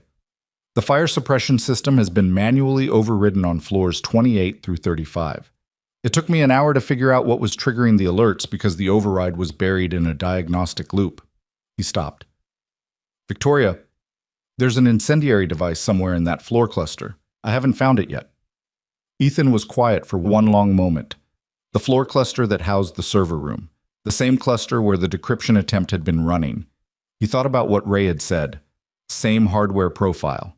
He thought about the delayed mechanism design. I thought about the elevator, and about a building in a place he wouldn't name, and about the way Damian Wolf had looked at a camera and smiled. "It's in the server room," he said. "Specifically behind the primary rack. Installed before or during the decryption attempt. They needed eyes on when the timer started." He looked at Logan. "Give me the building's emergency override access code. The master system admin code." Logan stared at him. "That code can only be used by— I know what it can only be used by. Give it to me." A pause. Victoria said, "Logan, give it to him." Logan gave it to him. Ethan looked at the number on Logan's phone screen for 3 seconds, memorized it, and handed the phone back. "Get them to the lobby," he said. "All 3 of them. Use the west stairwell. It's been clear for the past 12 minutes. Don't stop on any floor between here and ground." He looked at Marcus. "Stay with Logan. Do exactly what he says." Marcus nodded. He'd stopped looking scared, which wasn't because the situation had improved. It was because there are moments when the fear gets very large and then, paradoxically, goes quiet. Not gone, just underneath everything else. "Ethan." Victoria said his name the way she had in the conference room. quiet, specific, like she was placing it somewhere careful. "I know what the device looks like," he said. "I've seen this exact design before." He held her gaze. "I'll be behind you." She looked at him for a moment with the dark, direct eyes that reminded him, suddenly and incongruously, of Sophie's eyes. The same quality of looking at someone and deciding whether they were telling the truth, and then deciding what to do with the answer. "Don't be late," she said. Then Logan had them moving, and Ethan was already heading back toward the stairs going up. He smelled it before he saw it. Not the incendiary compound itself, but the particular combination of metal and sealed casing that had a smell. If you'd been close enough to these things often enough, which he had. The server room was dark. He used the flashlight on low, moved along the wall, cleared the terminal area, and went to the primary rack. Behind it, attached to the base of the rear panel with the same removable clip system as the HVAC canisters, was a device the size of a hardback book. He crouched in front of it. The display was showing a countdown. He'd been in the building for just under 2 hours. The counter had 41 minutes remaining when he'd entered this room. He knew this because Ray had told him the device signature, and the signature included a 6-hour burn delay from installation, and the installation had happened while the decryption attempt was running, and he'd calculated backward from the terminal's log timestamps. What was on the display now was not 41 minutes.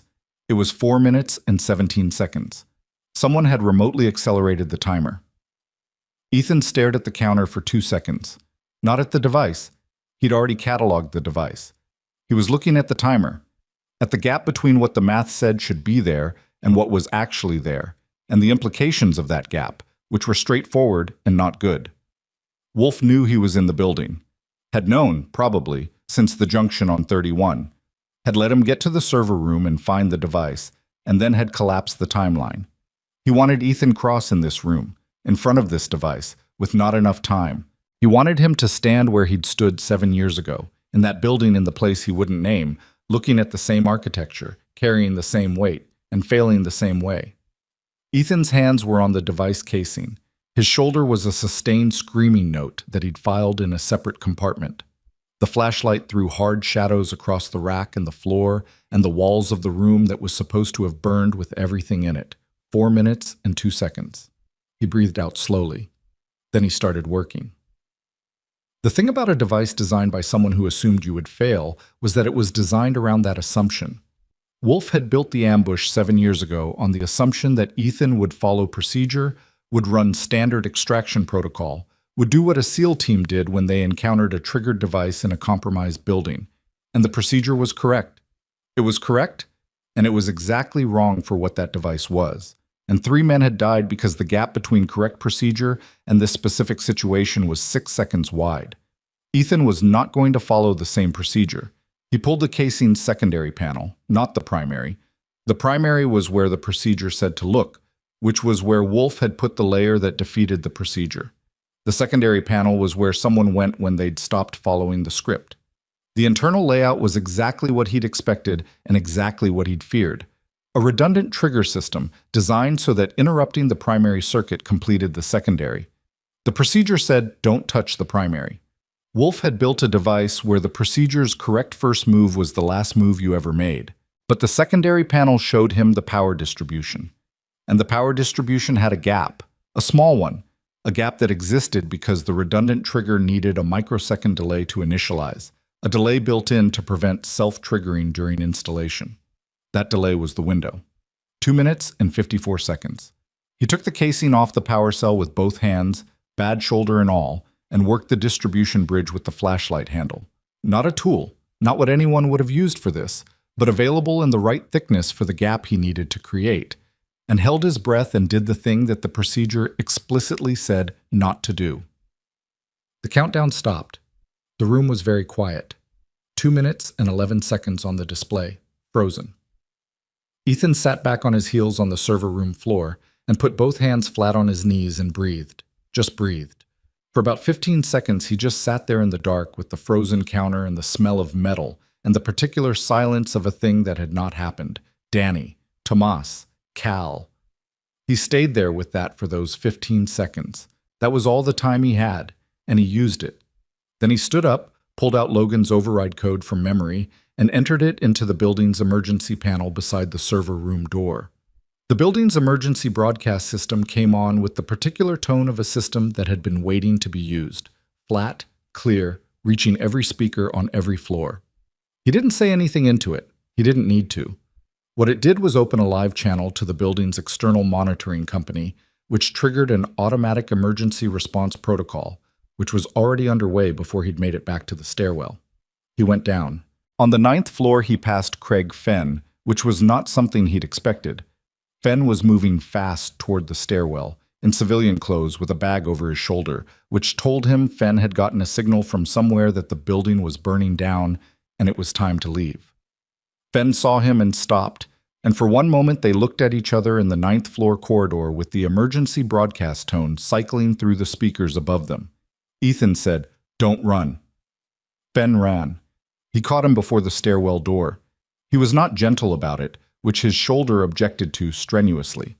He zip-tied Fenn's wrists with a strap from the bag Fenn was carrying, which was both practical and satisfying in a way Ethan didn't examine too closely, and he left him seated against the corridor wall with a clear line of sight to the emergency lighting and the sound of sirens now audible outside the building. "Someone will be here in a few minutes," Ethan said. "Sit still." He went down the last 8 floors. The lobby was lit from outside by the lights of 2 vehicles pulling up to the building entrance. Not police yet, the monitoring company's rapid response team, which was faster and which would have Logan's situation report by now if Logan had done what he said he would do, which he had because Logan Pierce was exactly the man Ethan had eventually concluded he was. Victoria was standing near the security desk when Ethan came through the lobby door. Marcus was beside her, on his phone. Chen was near the entrance, talking to 2 people from the response team.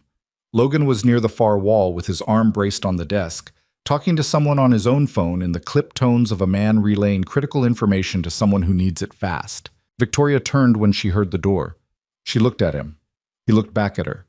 His shoulder was not something he was thinking about anymore. Or rather, he was thinking about it constantly in the background and had stopped letting it mean anything. "Server room?" she said. "Cleared." He crossed the lobby toward her. "The device is neutralized. The decryption attempt didn't break the 2nd layer." He paused. "You need to tell Chen her encryption work is excellent." Something moved across Victoria's face. Relief, or the front edge of it, the version that comes before you're sure it's real. "You found it in time." "Yes." She looked at him for a moment. Then she said very quietly, so only he could hear it, "Was it the same? The design?" He met her eyes. "Yes." She absorbed that. She didn't look away. "I'm sorry," she said, and it was the same simple version as the conference room.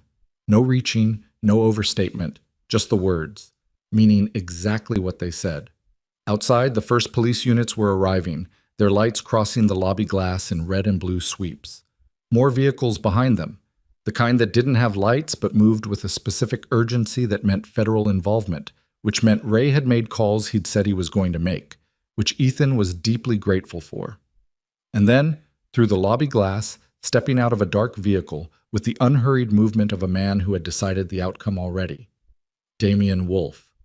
He walked toward the building entrance with 2 men flanking him, and he was wearing the face, the one Ethan had described to Victoria. Selected, polished, useful, and there was something in his posture that said he still believed the next 30 seconds were going to go the way he'd planned them. Ethan watched him through the glass. Wolfe saw him. Across the lobby, through the glass, their eyes met. And whatever Wolfe had expected to find in the lobby of a building he'd tried to burn, an empty space, a confused security team, chaos he could step into and redirect. It wasn't this. It wasn't the janitor standing upright in the lobby light, with the CEO of Sterling Defense Systems beside him and a federal response team pulling up at his back. Wolfe's face did something, barely, just at the edges. The thing that happened when a plan met the version of reality it hadn't accounted for. He stopped walking. Ethan watched him stop. Outside, the federal vehicles were emptying. Tactical agents were crossing the parking area in a pattern that had clearly been briefed in advance, which meant Ray's calls had been made hours ago, which meant this had been coming whether the building burned or not. Wolfe looked at Ethan through the glass for one more second. Then he turned and walked back toward his vehicle with the two men flanking him, and the agents were on all three of them before they cleared the curb. Marcus, from somewhere to Ethan's left, said, "Is that him?" Yes, Ethan said. "He doesn't look like what I expected." "They never do," Ethan said. They kept Ethan for 6 hours after the building cleared. Not in the contractor facility this time, in a conference room at a federal field office 3 miles east, with better coffee and worse chairs and a rotating cast of people who introduced themselves with titles that told him less than the way they carried themselves did. 2 from the DoD Inspector General's office. 1 from a federal task force whose exact mandate nobody spelled out clearly. A woman named Farrell, who said she was from a congressional oversight committee and had the particular exhaustion of someone who had been building a case for a long time and was now in the room where it finally mattered. Farrell was the one who did most of the talking. She had a file on the table in front of her that was 3 inches thick, which she opened to specific pages with the practiced ease of someone who had read it enough times to know it by memory, but wanted him to see that the documentation existed. "We've had an active investigation into Black Horizon for 19 months, she said. "The Dallas incident, the Phoenix incident. We tied the hardware signature 14 months ago. What we didn't have was a direct operational link to Wolf's decision-making layer." She paused. "The access logs your associate provided, combined with the physical evidence recovered from the building tonight, gives us that link." "Ray," Ethan said. It wasn't a question. "Mr. Kowalski has been cooperating with our office for approximately 8 months." She looked at him steadily, the way people looked at you when they were delivering information they expected to land hard. "He came to us. He found the federal flag on Black Horizon through his own channels, and he came to us and offered what he knew, which at that point was the connection between Black Horizon's operational signature and your unit's mission 7 years ago." A pause. "He didn't tell you because he was protecting the integrity of an active investigation, and because he thought telling you would put you in motion before we had enough to move."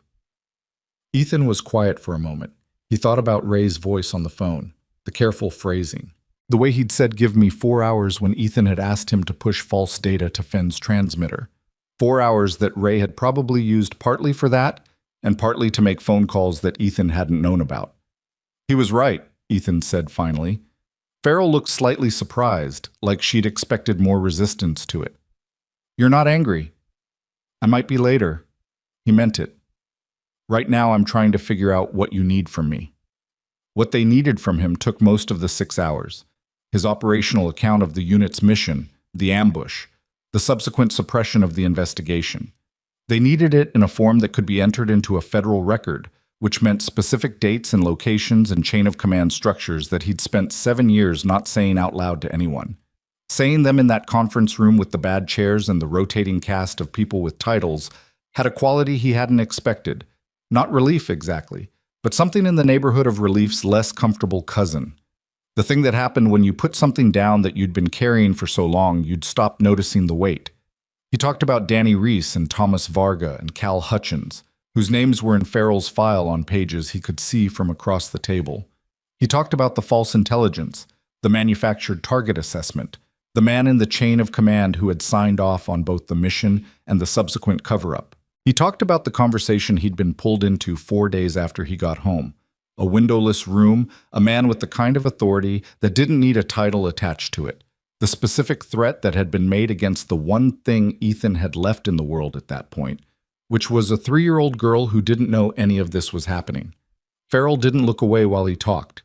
She wrote very little, which meant she was listening, and she asked only the questions that clarified rather than the ones that redirected. When he was done, the room was quiet for a moment. "The man who made that threat to you," Farrell said, "he's in the file." I assumed. "He's been cooperating with us since Wolf's arrest tonight. He's attempting to minimize his exposure." She paused. "He will not succeed." Ethan looked at the file on the table. 3 inches of paper that represented, in whatever compressed and documented form these things took, 7 years of 3 families not knowing the full truth about how their sons and brothers and husbands had died. He thought about what it would mean for those families when this became a matter of record. Whether it would help or just add a new layer to something that didn't get better, it just became something you eventually learned to carry differently. He didn't know the answer to that. He doubted anyone did. What happens to the people in my unit's record? He asked. The official record, the one that says what it currently says about why we were discharged. Farrell looked at him. That's being corrected, formally, with whatever designations apply. She paused. It takes time.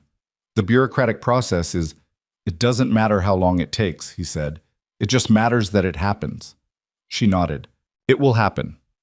He believed her, which surprised him slightly. He'd spent 7 years in a world where the official version of things was a construction someone had decided on in advance. Believing an official account was a muscle he'd let atrophy. But Farrell had the specific energy of someone who was angry about the file on her table in a way that was professional and sustained. And sustained professional anger was, in his experience, the most reliable fuel for getting bureaucratic things actually done. They released him at 7:20 in the morning. Ray was waiting in the parking lot. He leaned against a rental car with 2 cups of coffee and the look of a man who had been awake all night and was not going to mention it. He held out one of the cups when Ethan came through the exit. Ethan took it. They stood in the parking lot in the early morning cold without speaking for a moment. 8 months, Ethan said. Yeah. You could have told me. I could have. Ray drank his coffee. He was looking at the middle distance in the way of people who have thought about a decision enough times that they've made peace with it and are no longer interested in defending it. You would have been in motion within 48 hours, and we needed Wolf to make his play before we had everything to take him with. If you'd been in motion, he'd have seen you coming and pulled back. We'd have had the building incidents, but not the financial trail, not the full operational chain. He paused. I needed you where you were. Ethan thought about this. He thought about Sophie's whale emoji and the plastic chair in the classroom and the ham sandwich in the break room and 2.5 years of being nobody in a building where nobody looked at him. I thought about the fact that Ray had known for 8 months and had let him keep mopping floors and being invisible. Was any of it not real? Ethan asked. The janitor job. Did you put me there? Ray looked at him then, directly, which was the tell. The job posting was real. You found it yourself. A pause. I may have made sure you saw it. Ethan drank his coffee. Okay, he said finally. Ray waited. I'm not saying I'm not angry, Ethan said. I'm saying okay as in, I understand the logic, and I know you. He looked at his friend who was older and grayer and had spent 8 months carrying something heavy in silence, which was its own form of the thing they'd both been doing for years. I know you didn't do it easy. Ray was quiet for a moment. No, he said. I didn't. They finished the coffee. Then Ethan got in Ray's rental car, and Ray drove him home. The weeks that followed were not clean. They never were. The version of events in which Damian Wolf was arrested, the evidence was presented, and the correct outcome was delivered swiftly and without complication existed only in the imagination of people who had never watched a federal prosecution build itself from the ground up. What actually happened was, Craig Fenn cooperated immediately and extensively, which was not surprising because Craig Fenn was fundamentally a hired instrument who had no particular loyalty to the man who'd hired him and a significant interest in the portion of his own life that occurred after this. His testimony linked Wolf's decision-making directly to the Black Horizon operational structure, the false intelligence file from 7 years ago, and the financing chain behind both the Dallas and Phoenix incidents. Logan Pierce, once the framing attempt against him was fully documented, became one of the most useful people in the federal case, not because he had direct knowledge of Wolf's operation, but because he had 3 years of meticulous security logs that, when read against the operational timeline, showed exactly when and how Black Horizon's access to Sterling's systems had been established and maintained. Logan was the kind of man who documented everything, which had seemed like a bureaucratic quality and turned out to be an indispensable one. The board member who had been in contact with Wolf's representatives, not Gerald Holt, who was genuinely clean and genuinely furious when he found out, but a quieter member named Stanton who had been receiving what he'd told himself were legitimate consulting fees through a holding company, resigned within 2 days of the arrest and retained a lawyer within the hour after that. The DoD contract evaluation was formally reopened, the suspension lifted. The review committee, once the full scope of Black Horizon's interference was presented to them, moved with a speed that suggested they were as angry about having been played as anyone. None of this happened quickly. None of it happened without complications, reversals, days when the process seemed to have moved backward, and phone calls that Ethan and Victoria and Logan and Farrell's office had with each other that were tense and frustrating and occasionally very close to the edge of what people could professionally absorb. Ethan watched it all from a specific distance, because his role in the federal case was as a witness, which meant he had information that mattered and limited ability to do anything about what happened to it. He was not built for that position. He'd spent his professional life being the person who moved, not the person who waited for other people to move. And learning the difference between those two things at age 37 was an education he hadn't asked for and mostly couldn't argue with. Sophie noticed he was home more. She didn't say anything about it directly. She was 7, and the way 7-year-olds process change was by acting like it had always been this way, which was both frustrating and quietly wonderful. She just started leaving her homework on the kitchen table instead of her bedroom, so she could do it in the same room as him. She started asking him to make dinner on nights when it used to be Mrs. Garza's night, which he did, badly at first and improving slightly each time. She told him once during dinner that she'd had to convince him to make because she'd claimed to be tired of cereal. "You make noodles weird." "What does weird mean?" "Like you're trying to do it right and it's making them worse." He looked at the noodles. They were, objectively, a little overcooked. "I'll do better." "You don't have to do better," she said, with the particular precision of someone who has decided to be honest about something. "You just have to stop trying so hard. They're noodles." He laughed. It came out a little rough because he was out of practice with it, or not out of practice. But the laugh caught him before he was ready for it, the way the real ones sometimes did. Sophie looked at him with her mother's eyes and seemed satisfied with this outcome and went back to her dinner. He thought about that for a long time afterward, about the specific gap between trying hard and doing well, and how sometimes the trying was the thing in the way. It was a thing a 7-year-old had told him about noodles, and it applied, he suspected, to approximately everything. Victoria called him 6 weeks after the arrest, on a Tuesday morning, and asked him to come to the building. He drove over. He hadn't been inside since the night in the lobby when Wolf had walked toward the glass and then walked away from it. He'd given his statement to the federal investigators in a conference room elsewhere and done the rest by phone and document. The building had continued being a building. The cleaning service had sent a replacement, someone new, and the floors were presumably being mopped by someone who was only a janitor and didn't know how lucky that was. Victoria met him in the lobby. She was in her work clothes, which made him think of every time he'd seen her in the building. The late nights, the conference room, the small IT office on 32 where they'd stood together, and he'd told her not to be early and not to be late. She looked less exhausted than she had for most of the time he'd known her, which was a low bar that she'd cleared by a significant margin. She looked like someone who had been through something and was on the other side of it. Not unaffected, not smoothed over, but upright and oriented. She'd earned that. He'd watched her earn it. "The contract came through," she said. She said it simply, like a person reporting a fact rather than announcing a victory, which was exactly right. DoD signed the renewal yesterday, $2.4 billion, full evaluation period, with a security audit addendum that, honestly, given everything, we probably would have requested ourselves. "Good," he said. "Gerald Holt apologized to me." She said this with a slightly different quality, something that wasn't quite amusement but was adjacent to it. In writing, which I did not expect, he said he had allowed structural bias to affect his judgment and that he intended to be better. "I don't know what to do with that." "Believe it until he shows you otherwise," Ethan said. "That's probably the honest answer." She looked at him for a moment. "That's a very measured answer for someone who spent 6 hours in federal custody on a false espionage charge." "I've had time to work on measured." She almost smiled. Then she said, "I want to offer you a position." He'd been expecting something like this and still wasn't quite ready for the specific weight of it when it came. "Victoria, let me finish." She wasn't asking him to agree, just to hear her out, which he owed her. "Chief Security Officer, full scope, building security, personnel, contract security protocols, the DoD interface on the technical side. Logan stays on as deputy. He wants to..." I asked him and he said he'd rather work under someone who knows what they're doing than be the person who doesn't know what they're doing in the top role. His words. "That's unusually honest for a deputy offer." "Logan is unusually honest." She paused. "The title, the salary, the benefits? I'll send you the specifics." What I want to say in person is this. The company should have known who you were from the beginning.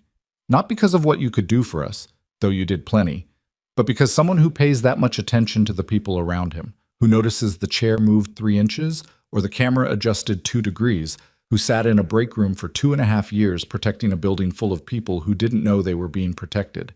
That person deserves to be seen. She held his gaze. I see you, Ethan. The company sees you. This is us asking you to stop being invisible, if you're ready for that. He looked at the lobby, around them.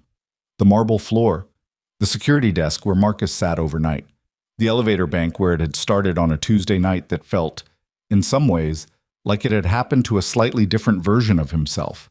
The one who had gotten so good at not being seen that he'd almost convinced himself it was the same as not being there. He thought about the things that visibility cost.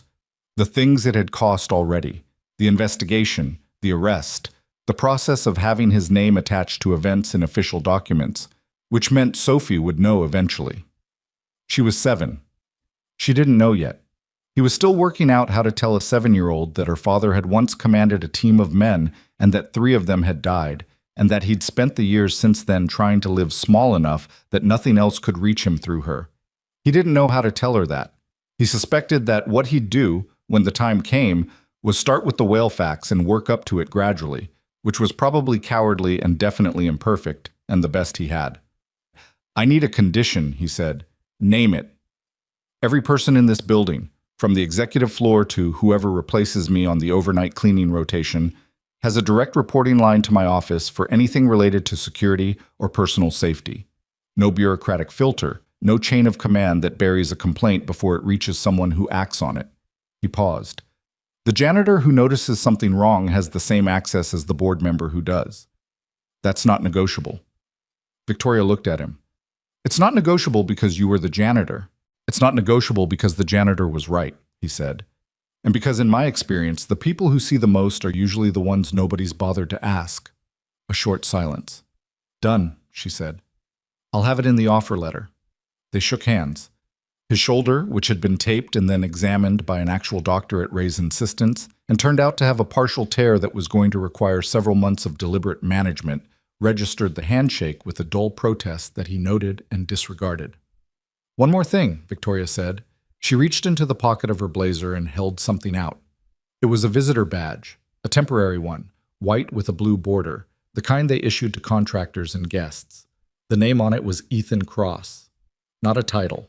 Not a designation, just his name, in the building where he'd spent 2.5 years being nobody, printed on a badge that said he had a right to be here. He took it. It was a small piece of plastic, and it shouldn't have meant what it did. It meant what it did anyway. The formal restoration of the unit's service record took 4 months from Wolf's arrest. Not because the evidence was insufficient, it was comprehensive by any standard, but because the bureaucratic machinery involved in correcting a classified military record moved with the particular glacial patience of institutions that had spent decades deciding information was safer contained than released. Farrell called when it was done. She said, "It's in the record. Official, permanent, with full honors designations for all 4 members of the unit." 4 members. Ethan, Ray, and the 3 men who weren't there to hear it. Their families? He asked. Have been notified. The families of Reese, Varga, and Hutchins each received a formal communication from the Department of Defense this morning. And a visit. She paused. I want you to know that I personally reviewed the notification process. They were told the full account. Not a managed version, the full account. He was in his apartment when she called. He was sitting at the small kitchen table where he'd sat on the night of the elevator, with coffee, looking at nothing in particular. Sophie was at school. The apartment was quiet in the specific way it was quiet on weekday mornings. Not empty, just resting. He thought about Danny Reese's daughter, who would be around Sophie's age now. He'd looked her up once, years ago, and then made himself stop looking, because looking without being able to do anything had a particular quality of futility that he'd chosen to avoid. He thought about whether Danny's daughter would understand, at whatever age she was, what the official correction meant. Whether it would matter to her in a concrete way or exist in the category of things adults told her about her father that she was still too young to fully hold. He hoped someone told her that Danny Reese had been good at his job. that he'd been steady and occasionally funny, and had a talent for appearing calm in situations specifically designed to prevent calm, which was rarer than people assumed. He hoped someone told her that, because records didn't capture that.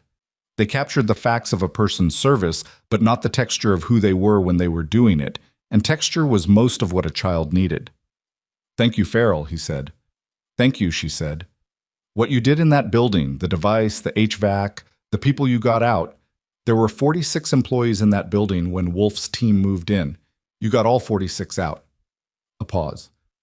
"I looked at the security footage, what there was of it. I looked at what you did in that stairwell on the 7th floor. Another pause. "I don't have a file category for it." "That's all right," he said.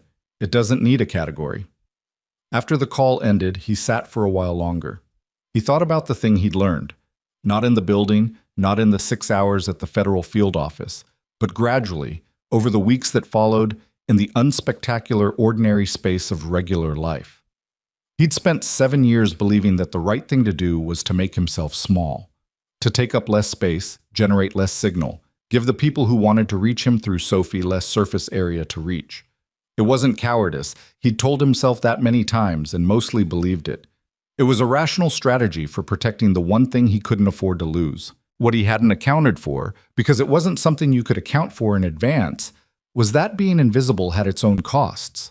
Not just to him, to the people around him, who deserved to know who was standing next to them. Marcus, who'd trusted his instincts about the elevator and then trusted him through the building in the dark, had done so with incomplete information about who he was following. Victoria had made decisions in a crisis based on a man whose background she was still partially guessing at. Logan had extended a professional respect that Ethan hadn't fully earned under his actual identity. Visibility was a kind of honesty. He hadn't thought about it that way before. He'd thought about it as exposure, as risk, as the thing that made you a target. And it was all of that. It was also the price of being real to the people around you rather than a function. The thing that happened in the lobby, the good outcome at the end of the stairwell. You couldn't protect people you were invisible to. Not really. You could intervene, you could neutralize threats. But you couldn't be there in the full sense, present, accountable, known, if no one knew who was there. He was still learning that. He suspected he'd be learning it for a while. On a Saturday, 3 weeks after he started at Sterling in his new role, which looked, in the early stages, a lot like rebuilding every security protocol in the building from the access log up, while simultaneously trying to figure out how to manage the paperwork requirements of a senior executive position, which were substantial and not his strong suit, he took Sophie to the aquarium. It was her idea. She'd been asking about it for 2 months with the patient persistence of someone who understood that the answer was eventually going to be yes, and was prepared to wait. He'd kept saying soon, which was a word he'd used too often, and she'd stopped fully believing. And then one Friday evening, she'd sat across from him at the kitchen table and said, "You keep saying soon, and I want to know if soon means Saturday or if it means something else." He'd said Saturday. She'd said, "This Saturday?" He'd said yes. And so on a Saturday in November, with a cold that had come in off the water and made the outside of the aquarium building look bleak and made the inside feel warm. By contrast, Ethan Cross stood in front of a floor-to-ceiling tank of open ocean and watched his daughter press both hands flat against the glass and go completely still. A whale shark moved slowly through the tank above them. Not a blue whale, which Sophie had explained to him carefully was not an aquarium animal, but large enough that the light changed as it passed over them, the tank dimming and then brightening in its wake. Sophie didn't say anything for almost a full minute. This was rare. He stood beside her and let the quiet be what it was. "It's bigger than I thought," she said finally. "Most things are." She turned and looked up at him with the dark, direct eyes. "Is that something you are saying because it's true or because it sounds good?" He thought about it honestly. Both, probably. She considered this. "Okay," she said, and turned back to the tank. He stood beside her while the whale shark made another pass, slow and enormous and entirely indifferent to the small humans watching it from outside the glass. He thought about the years behind him, the mission, the cover-up, the long deliberate erasure, the apartment, the mop, the fluorescent break rooms, and the overnight floors, and the whale emoji at 1 in the morning. He thought about Victoria in the conference room, and Logan in the freight corridor, and Marcus in the corner with his phone, and Ray in the parking lot with 2 cups of coffee and the particular weight of 8 months of silence. He didn't think about Wolf. Wolf was in federal custody awaiting trial, which was exactly where he belonged, and he had taken up enough of Ethan's mental space already. Some people didn't deserve the continued tenancy. What he thought about, standing in front of the tank with Sophie's breath fogging the glass, was what it meant to stop running. Not in the movie version, where stopping running meant everything was resolved and the danger had passed. In the actual version, where stopping running meant choosing, daily, in small and unglamorous ways, to be present in the life you had instead of managing the life you feared. He was bad at that. He'd been bad at it for years. He was cautiously getting better. Sophie's hand was warm when she reached back and found his without looking. The particular confident reach of a child who knows the hand is going to be there. He closed his fingers around hers. "Can we stay for the jellyfish part?" she asked. "Yeah," he said. "We can stay." And so they stayed. An hour, then another. They watched the jellyfish, which Sophie declared eerie in a way she approved of. They watched a sea turtle move through its tank with an ancient, unhurried dignity that Ethan found unexpectedly moving. They ate lunch in the aquarium cafe, where Sophie ordered something she'd never had before and didn't like, and ate most of anyway on principle. Outside, walking back to the car in the cold afternoon, Sophie tucked herself under his arm in the way she'd started doing recently. A new thing, or maybe a return thing, the shape of a small person deciding that the person beside them is a reliable structure to be close to. He put his arm around her shoulders. They walked to the car. He didn't scan the parking lot. He noticed afterward that he hadn't, which was a thing that had never happened before, and he held it carefully, not making too much of it, just noting it the way you noted a first instance of something you hoped would become ordinary. The sky had gone gray over the water. The city moved around them in its usual way, unconcerned, ongoing. Sophie told him 3 facts about whale sharks that he had not known, and that she had apparently been saving for this occasion, delivering them with the timing of someone who had prepared this material and was pleased with the venue for it. He listened to all 3. He was there for all 3. That was enough. That was, in the end, the whole of it. Not the building, not the device stopped at 2 minutes and 11 seconds, not the name restored in the official record. Those things mattered. They'd mattered to people who needed them to matter.